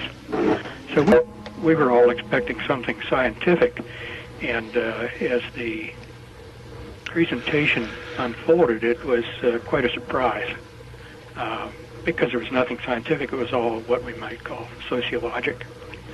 And as you alluded a while ago, Dr. Day had indicated that he wanted to see nobody taking notes or using a tape recorder because things he was going to talk about, actually he said in the process, if you ever quote me on these things, I will deny them. He seemed to be indicating that there could be some sort of physical danger to him for speaking out about such things. That was more a suggested, I think, rather than an explicit statement. But, when you hear that sort of thing very early in what you're anticipating to be a scientific presentation, that really caught my attention. What are you going to be telling us that could put you in some danger one way or another? So, anyway, as the presentation unfolded, he began by stating that anybody with an 8th grade education could do the arithmetic and determine that the Earth would soon be overpopulated if there were no limits put on human reproduction. And part and parcel of the overpopulation then would be outgrowing our natural resources and overpollution of the planet. These people always refer to the world or the Earth as the planet. So in the beginning, it seemed as though the presentation was almost an apology for things that we would, in the audience, find unpalatable. But there were several times in the presentation where he would say, this is the only way. There's no other way. Sort of implying that he knew these things would maybe not sound acceptable to many, if not all, in the audience. So the thing that he really, this whole thing hung on was population control. And up until that time, I had heard, most of us had heard that term, population control. To me, it primarily meant limiting births. By the end of the presentation, I realized that population control has a much, much broader meaning than just limiting number of births and even who or who may not be allowed to give birth, because the presentation covered just every human endeavor, education, employment, industry, entertainment, sports, toys for children, clothing, a whole bunch of things that maybe we can get into as we go on here as time allows. But mentioning, as you did, sex without reproduction and reproduction without sex, that was an important part of this. Also, money and banking, which was toward the end of his presentation.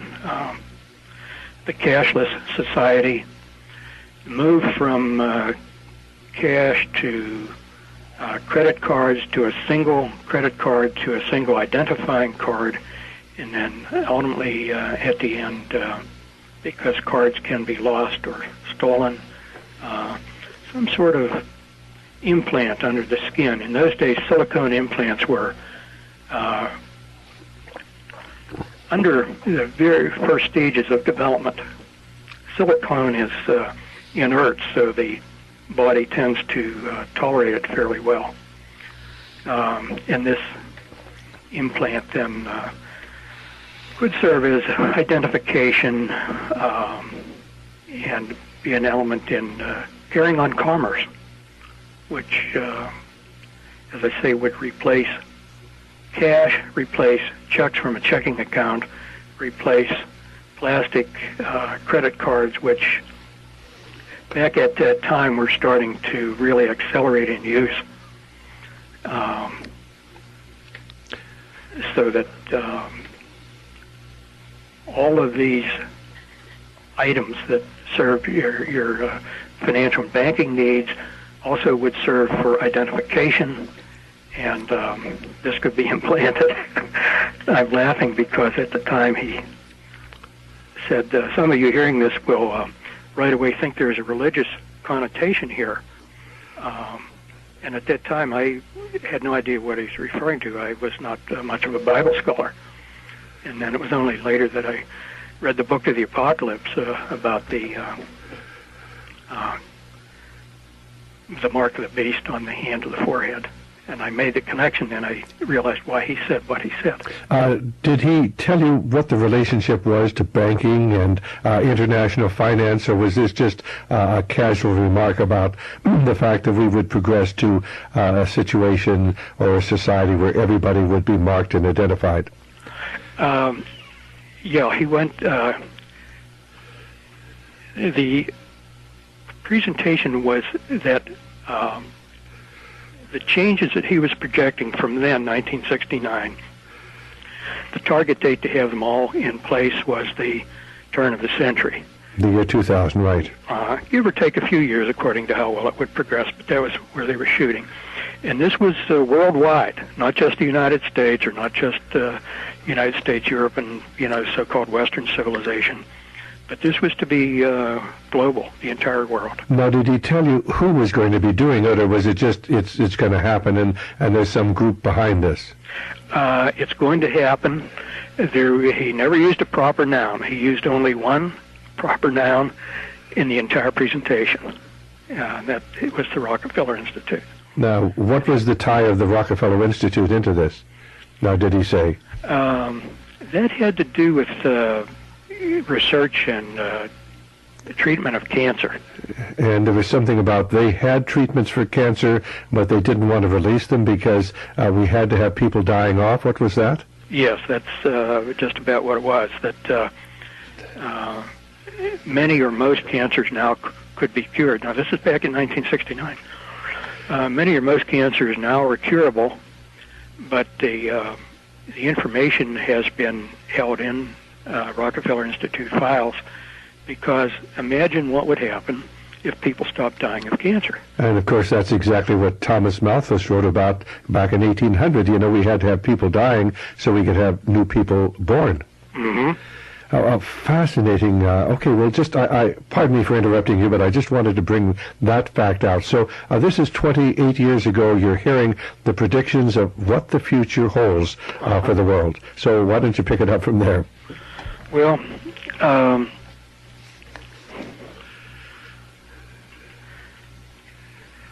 just trying to recall where he started. There was this general overview about controlling births, who may or may not be allowed to have birth, implying that certain people would be not allowed to have children. Most people would be allowed 2. Exceptional people might be allowed 3, but never more than that. The replacement statistic that is widely quoted is 2.1 births per couple. The 0.1 meaning, 2 would replace the 2 parents, and then the 0.1 is because of some untimely deaths of disease or accident or whatever, so replacement levels felt to be just a little above 2.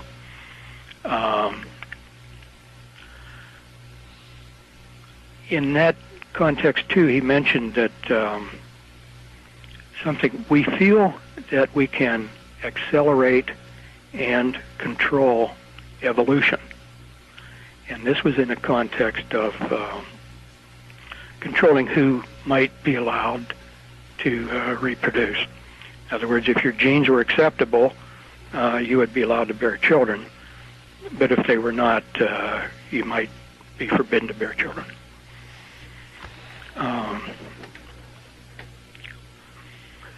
That's when the business about sex without babies and babies without sex got some development, in that certain people who had desirable genetic characteristics that should be perpetuated for the good of the world.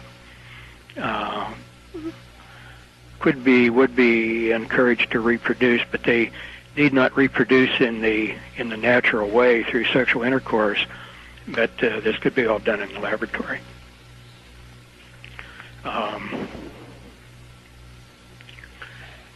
Then, along those lines, the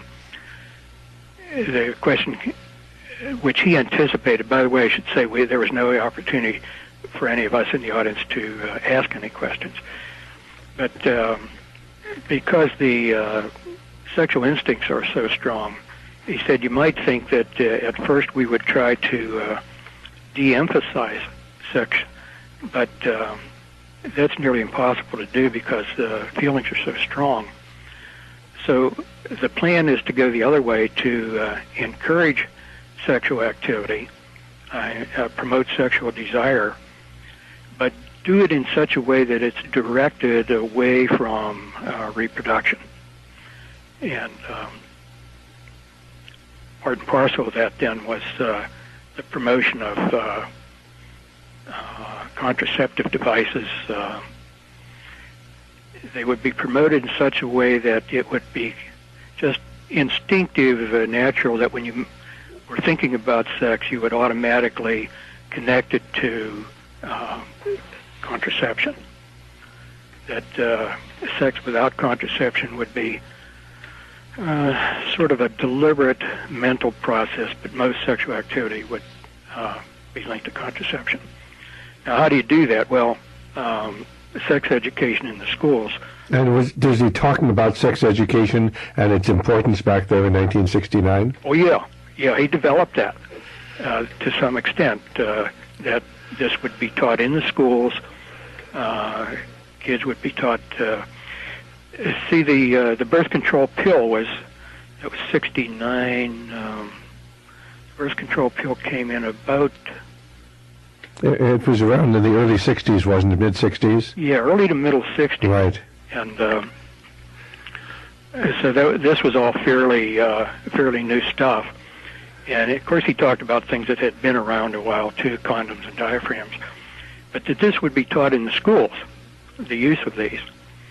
I remember that particularly because as he was saying this, I was recalling some of my teachers from high school and say, "Oh, I can remember Miss So-and-so, but she would never feel that she could talk about these things." Of course, I was thinking of one of my algebra teachers.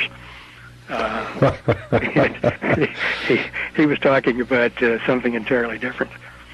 But, that was a connection I made in my mind that in my high school this never would have gotten off the ground. Now, you were frantically taking notes all during this lecture on napkins that you had, and so that nobody would really realize you were taking notes because you'd been asked not to, but you sensed that this was important, so you were recording this for posterity at the time. Yes. Many of the things that he said I had heard before from other sources, primarily one source, which I considered to be unreliable. And I'd heard it at length with some repetition to the point where actually it became annoying to me. And I dismissed it because I considered the source not reliable. And here, then it was a few years later. See, the first I'd heard it was from this viewpoint. I stand out here seeing over there that there's a conspiracy going on. It's very broad-based, it's very pervasive, it's very subtle, nobody knows it. And only a few of us who are able to see this know what's going on. Well, I dismissed that. Well, then here in 1969, I heard from the other end, I'm part of it. I know what's going on. I've been told what's going on. I've been privy to certain privileged information, and here it is.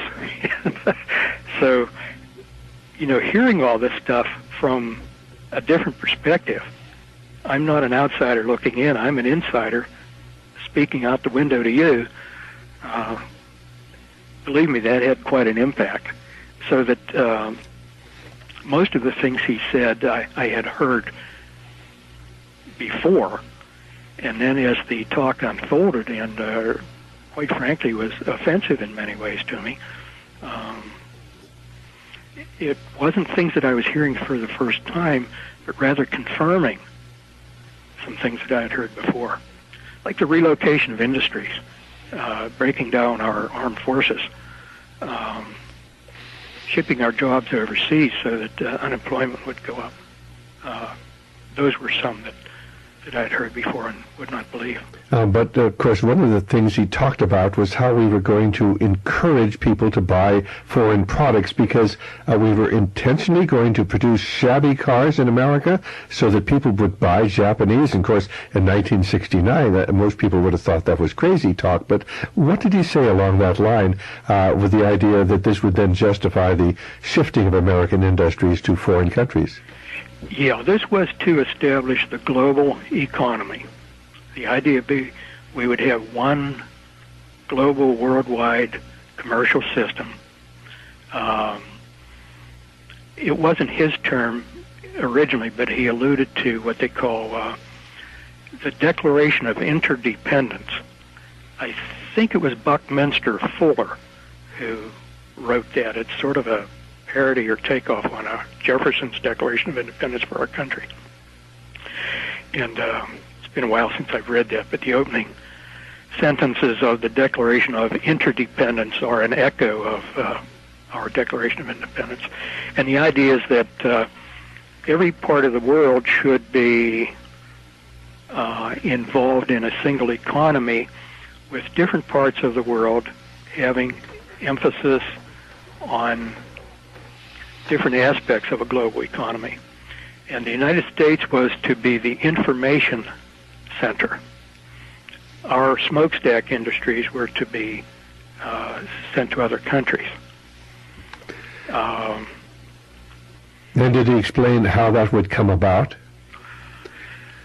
Just that the people who make the decisions, the captains of industry and politicians would get together and decide we'll close a steel mill here and reopen it there. Now, what was this about building in obsolescence to American cars so that they'd break down and people would become disillusioned with our vehicles and buy Japanese? Yes, the idea was to promote specifically the Japanese auto industry. This was a principle that was applied other ways, but they wanted to build up the hard industries in Japan and not eliminate ours, but de-emphasize them. So that the way to do this was if you bought an American-built car and the door handle kept coming off or the window crank would fall off, or some piece under the hood that should have been made of metal was made of plastic and it would crack. And you would become irritated by that. And then your neighbor who had a Japanese car would say, well, I've driven this for so many years and so many thousands of miles, and all I do is change the oil in the tires. Well, and did Dr. Day actually talk about this? Well, yeah, he said this was in the plans. This was the long-range plan as of 28 years ago to begin orienting Americans towards buying foreign products by intentionally creating inferior products in America. I know my wife was saying the other day that she doesn't hate to buy anything, clothing made in America, because it just falls apart, you know. The threads come out, the buttons pop off, and, you know, of course, she attributed this just to, you know, accidental shoddy workmanship, but you're suggesting that maybe there is a plan, at least as far as certain of our products, to discourage Americans from buying them, to actually buy them overseas, thus transferring America's wealth, industry, and production to other nations as we then lose jobs here in America? Right, right. I remember this particularly because, as a matter of fact, I probably was laughing to myself, as I do now when I recall it. Thinking they could never get away with this. Well, I was a child during World War II, and I remember that we always laughed at things that were stamped made in Japan. Right, I remember that too. And we were very proud that American-made goods were more reliable and more enduring. And so this was a complete about-face. That which was made in Japan now was going to be the superior product, and ours the inferior product. And part of the idea behind this was a psychological preparation that there's sort of a, should we say, patriotism. You know, things that are made in my hometown are the best. Things that are made in my state are the best. Things that are made in America are the best because we're the best country in the world, and they were trying to destroy that belief? Yes.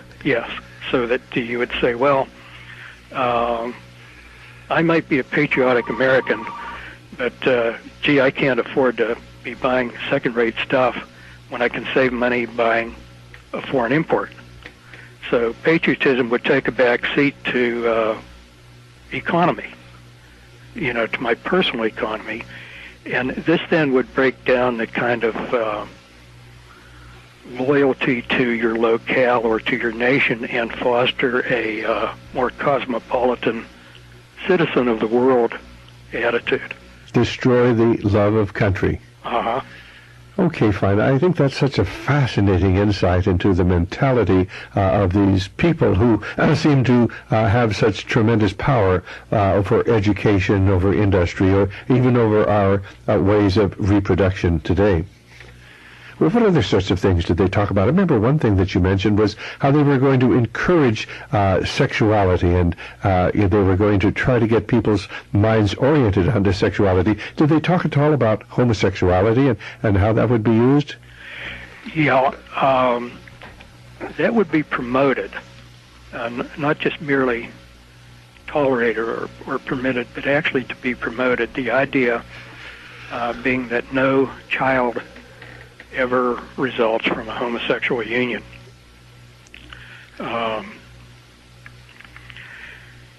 The business of morality, especially a religious-based morality, really would have no part in this future, which is the present now. It's almost, you'd laugh because it's so ridiculous what has transpired, and you either laugh or you cry. Well, you know, between then and now, it's been quite an experience to watch this unfold right according to the script. Right. The unfolding nightmare is the moral foundations of our once great Christian society are progressively undermined. Consider this. If we're going to have babies without sex and sex without babies, then for a large part we interchange the sexes. There's no real difference between men and women. Did he stress that, how we were going to feminize men and masculinize women? He more stressed masculinizing the women than he did feminizing the men. And this would start in youth. For example, one of the things he mentioned was that toys that were available for children would be changed. Girls would get footballs and soccer balls, and baby dolls and tea sets, little domestic kits like a dustpan and broom. Some of that would disappear entirely, and other things like that would be very, very greatly de-emphasized. In other words, trying to undermine the maternal or these rather normal instincts that women have for being housekeepers to get them more out into the labor market. And yes, exactly. And certainly if they're out in the labor market, they're not going to be having children. That's right. If mom's at home and she's enjoying her first and second baby, she's likely to say, well, it's time for a third and fourth. Right. And I can take care of these kids because my hubby's making a reasonable living, and we can support them. And of course, now you can't. You have to have the woman working because of the tax system and because of the actual, not in dollar amount, but in purchasing amount, decrease in the wages of the average American working male. Yes. Yeah, the term they use is discretionary spending. And your discretionary spending, of course, you lose all discretion because the tax collector takes it. And so you're just trying to survive. And then if mom has one or two children that she worries about while she's at work, that's enough worry for her. So she's not going to say, well, I'm going to keep my full-time career and have more children. That's just gets too much to be concerned about. Worrying about daycare, getting somebody to take care of the children. And so what we're really talking about is an organized plan of social engineering laid out many, many decades ago that is coming to fruition really in the intervening decades. Mm-hmm. Exactly.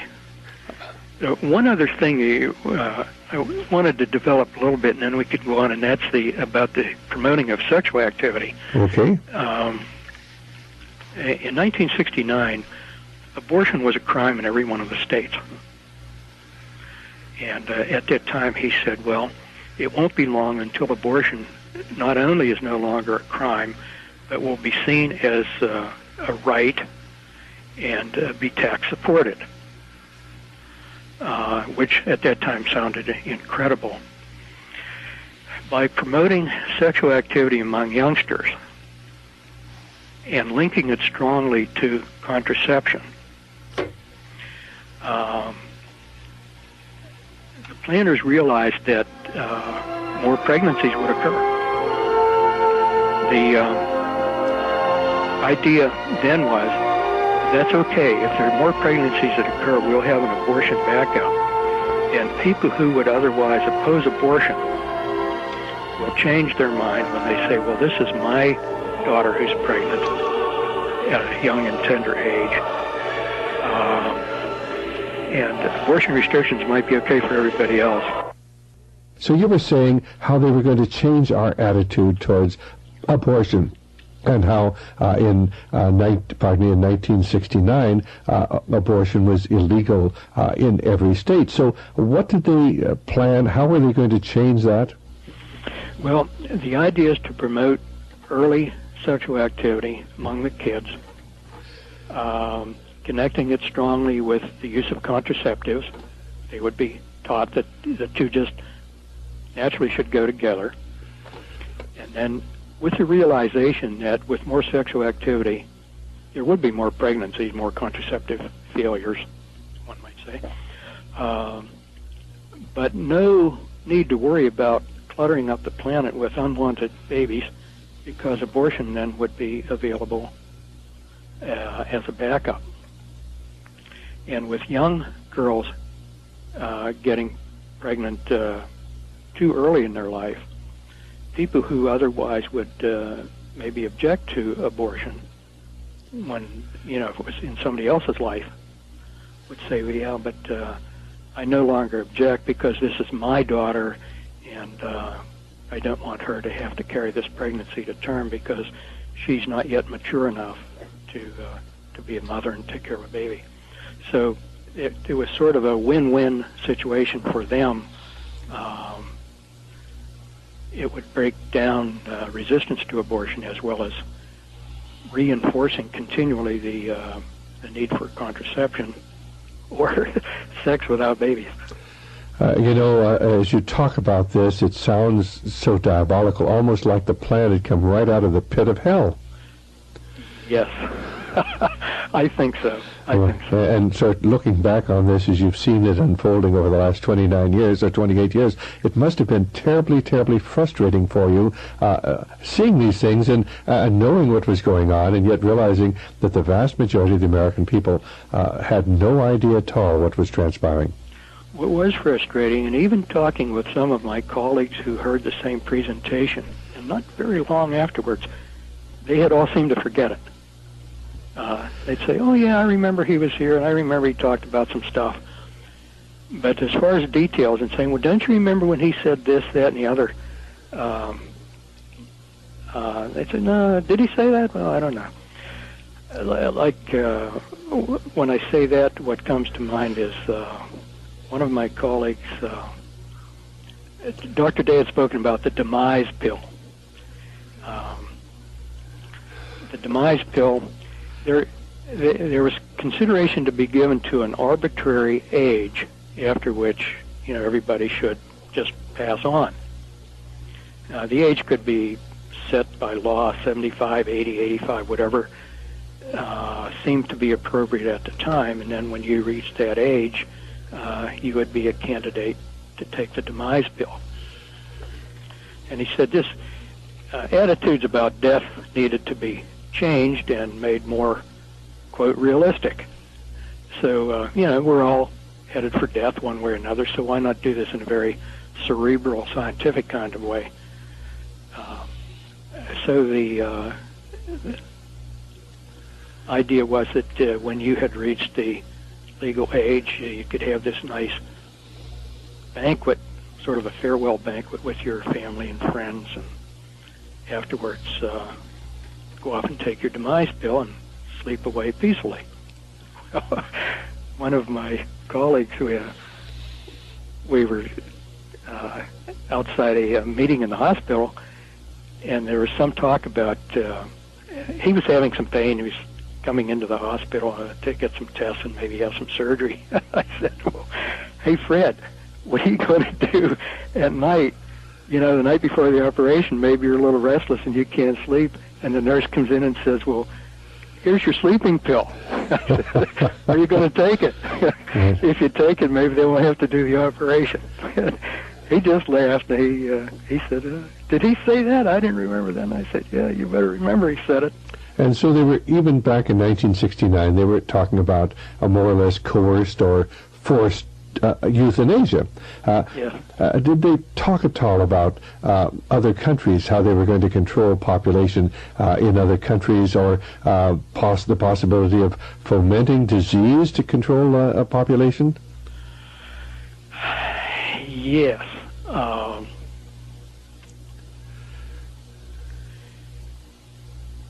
There were a couple of things there. One, there was a part of the presentation where he said new diseases will appear. They will be very difficult to diagnose. Doctors seeing these for the first time, of course, will not know what's going on. And the reason I remember this so strongly was I was fairly new in practice. And after hearing him talk about new diseases that would appear, I'd have a youngster in the office and be examining him, and I'd say, gee, he's got this fever and these symptoms, and it just doesn't add up. I wasn't, absolutely certain what was going on. Well, right away, my memory would ring a bell and say, could this be one of those new diseases he was talking about? Well, as it turned out, that was not the case in my practice or with any of my kids. But in retrospect, I think he was talking about AIDS. There were some other things that were said that sort of lead me to that conclusion. What other things were there? Because, of course, my major interest has been the AIDS epidemic. I've been battling this for over a decade. So what other things were there that, if you can recall, and I know this is a long time ago, but I just thank the Lord that you took those notes and on the napkins and then re-recorded them. What other things did he say that makes you think that perhaps the AIDS epidemic has something to do with a plan? The continent of Africa is a very rich continent. Now, that's what he said. Well, I'm sort of paraphrasing. Okay, fine, right. And I don't recall that this was in immediate juxtaposition to AIDS, but it was pretty close. Okay, so of course the AIDS epidemic is simply decimating, depopulating Africa. The American people don't know that, but it's really happening today. And so is he talking about possible disease, Africa, or just the fact that it was such a rich continent? Well, here we have a world that's soon to be overpopulated, soon to run out of natural resources. And here's this great big continent of Africa full of resources.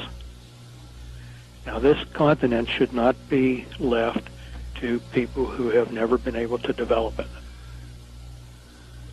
The continent should be under the control of people who know how to develop and manage all these resources.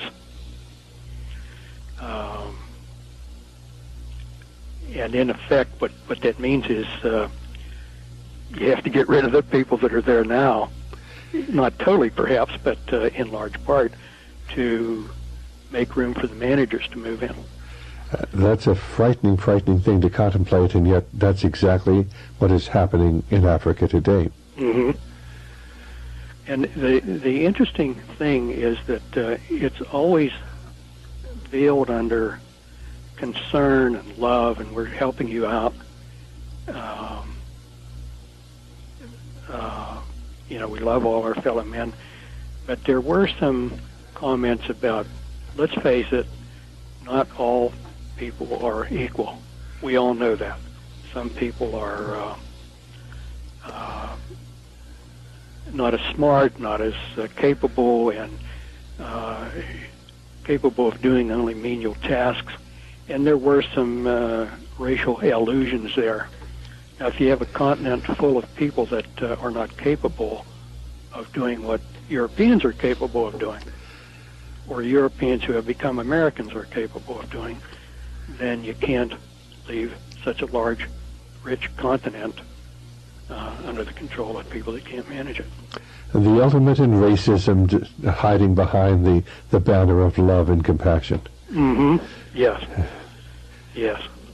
Okay, fine. So basically he was talking about, did he say these diseases would be produced? Where would they come from, these new diseases that were going to come into society?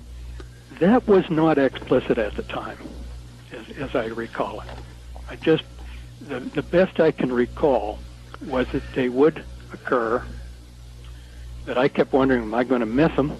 Will I ever recognize them? Or even will I get them? Right. Would I myself succumb to something like this?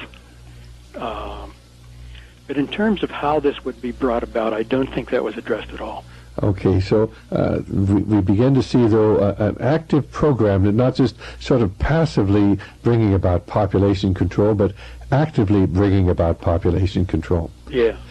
Were there any other points that he made as far as population control is concerned? That, because these ideas are so foreign to the average listener, the idea that we would have a demise pill. In other words, we would kill older people, and we would, 1969, the idea that we would start aborting the children of this country in mass numbers was so foreign.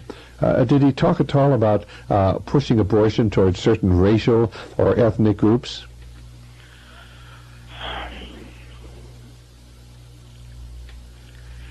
That sort of grew out of talking about promoting drug use. Well, let's get into talking about promoting drug use, because that is so important, especially today when we see drugs destroying the inner cities of America. Not everybody deserves space on the planet. Not everybody deserves the right to marry and reproduce.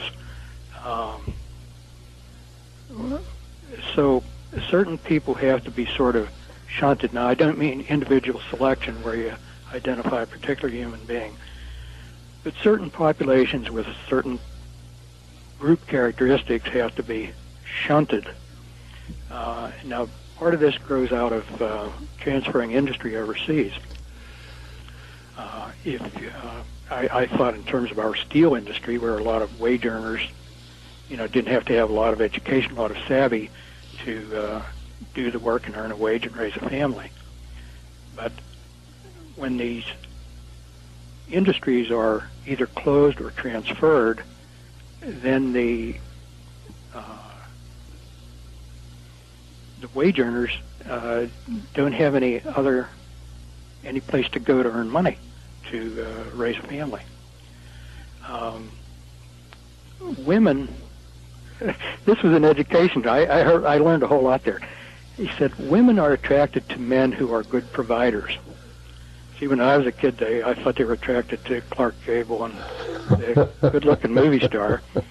And so this was a really revelation at my age at that time to hear this. Women are attracted to men who are good providers. They don't much care what a man looks like.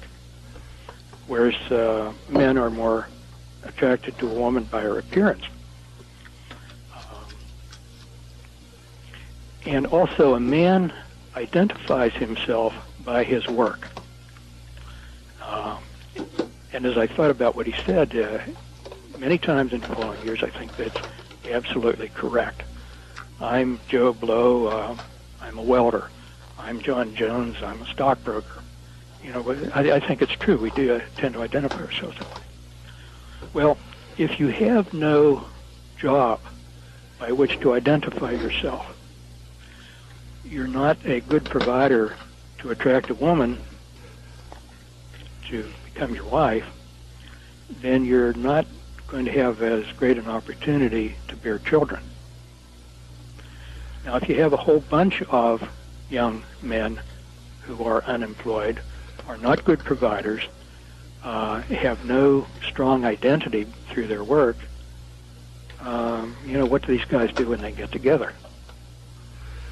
Well, there's a certain homosexual promotion there, and a certain, falling into crime. Sure. Which I think is a natural consequence, and which was recognized. Well, now, were you talking about crime, or were you talking about drug use? Where does drug use come into this whole situation? Okay, now, if you're young and you have no job and you have no family, no responsibilities, and life is just a bore, then you're more vulnerable to abusing drugs. Now, did he suggest that they would encourage drug use? Yeah, yes. That is an incredible prediction of what the direction that these people that Dr. Day represented would be taking our society, because they had to have powerful control or powerful influence over governmental positions and governmental activities. Mm-hmm. The idea was to create sort of neighborhoods. It doesn't seem like the right word anymore, but certain areas of the cities that would be the jungle. We have progressed so far that the laws of natural selection no longer operate. This is sort of a near quote, paraphrasing. There was natural population control in previous years, predatory animals and wars and disease and such. But now that technology has nullified a lot of that, this is part of the problem of overpopulation. So since the former law of the jungle no longer applies, we would now have a new law of the jungle, and the jungle would be certain areas in primarily large metropolitan areas where people just have no opportunity, no hope. The areas would be allowed to deteriorate with the idea that as despair grew and people sought refuge in drugs and alcohol, then a certain amount of violence would be predictable. And that's okay, because that would, if you die in 1969 because somebody shot you, or if you died in 1769 because a bear got you, a mountain lion got you, what's the difference? You're dead in either case. You succumb to the law of the jungle. The survival of the fittest, on the other hand, means that in a time when you had to be a crack shot with your musket and you got the mountain lion, the only difference is that now, instead of being a musketeer, now you're a computer genius. Those are the criteria by which you select who survives. And now, of course, when Dr. Dave was making all of these predictions and telling you what the future held, didn't he make some reference to the fact that everything was in place, that nothing would stop this at the present time, and so he felt at least somewhat able to reveal these things to you? Yes, that was fairly early in the presentation that was said. That was 69, and as best I can recall, there was nothing specified as exactly what was in place now that hadn't been. But he said something that even as recently as 5 or 10 years earlier, he could not have spoken with such assurance about what the future held. And of course, he went on then to become some sort of an official of Planned Parenthood? He was, at the time when he spoke, he was medical director of Planned Parenthood Federation of America. And he had been a professor at your medical school. He was a very well-known neonatologist? Yes. Yes, and then he left here and went to Planned Parenthood Federation in New York, became disillusioned there, and I'm not sure the nature of that disillusionment, whether it was ideological or what, but he did become disillusioned with them and left. And he has subsequently died. He's passed away. Yes. He died roughly 8 years ago. I'd have to look and see in my file. So he never saw his dream come to fruition, but certainly the people who are in sympathy with these ideas are seeing it unfold today as America moves into chaos and crime and drugs and new diseases developing all across America. So basically, as you look back on this, what do you think possibly motivated Dr. Day to tell you these incredible things? Everybody asks that question, and I can only speculate. I really don't know. There was not an opportunity to ask. But I think there were a couple of things that were involved. One was that I think he had divided feelings about this. On the one hand, repeatedly saying this is the only way, there's no other alternative, feeling that somehow or another the human race would perish otherwise, and that the human race should be promoted to go on. Well, this is a very common position taken by elitists.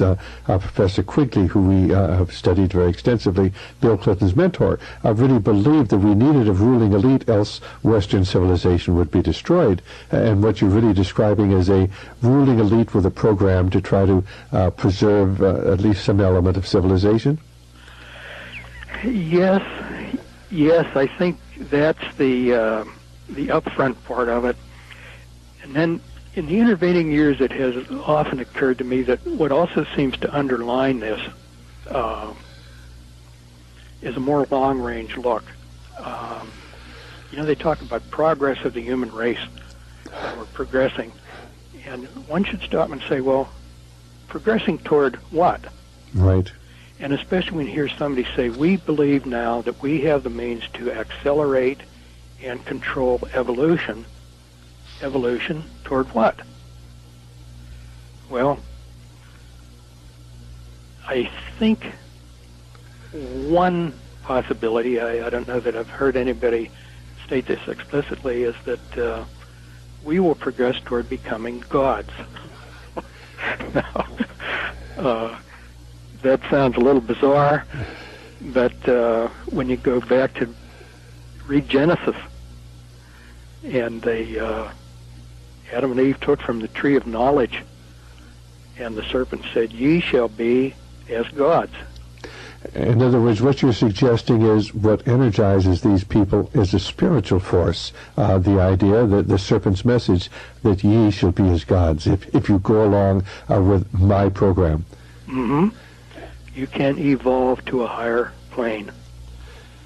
And as incredible as it may seem, I read many publications by people, these are occultic and Luciferian publications, where this is the basic underlying theme, where mankind will supplant God and bring utopia to the world. Well, while I'm thinking about the book of Genesis, when you go to the end of that chapter, and when God expelled Adam and Eve, and he said they got to the tree of knowledge, verse or two later, he sets a cherubim in guard of the tree of life. And I think about that, we get all this sperm banks and cloning of animals and talking about cross-species fertilization. I often think about that, babies without sex and sex without babies. And very early in the game, God set up a cherub. He said, they got to the tree of knowledge. I'm going to keep them away from the tree of life. Just for fun, go to Genesis and read that and see whether you find any application to what's going on today. Well, I think that this is all prophetic. I mean, we see these things unfolding, and for people who don't know the Lord or know the Bible, these things seem impossible. For those of us, and I know you're a believer, who see these things unfolding, we see God's hand, and we also see the hand of Lucifer in this whole incredible story. Well, are there any other points you'd like to bring out for our listeners? Well, we were talking earlier about unisex stuff, or at least I think we alluded to it. The masculinization of women, girls. And I don't know whether you've noticed in your area, but in our area, in the last few years, the sports pages are full of girls' sports.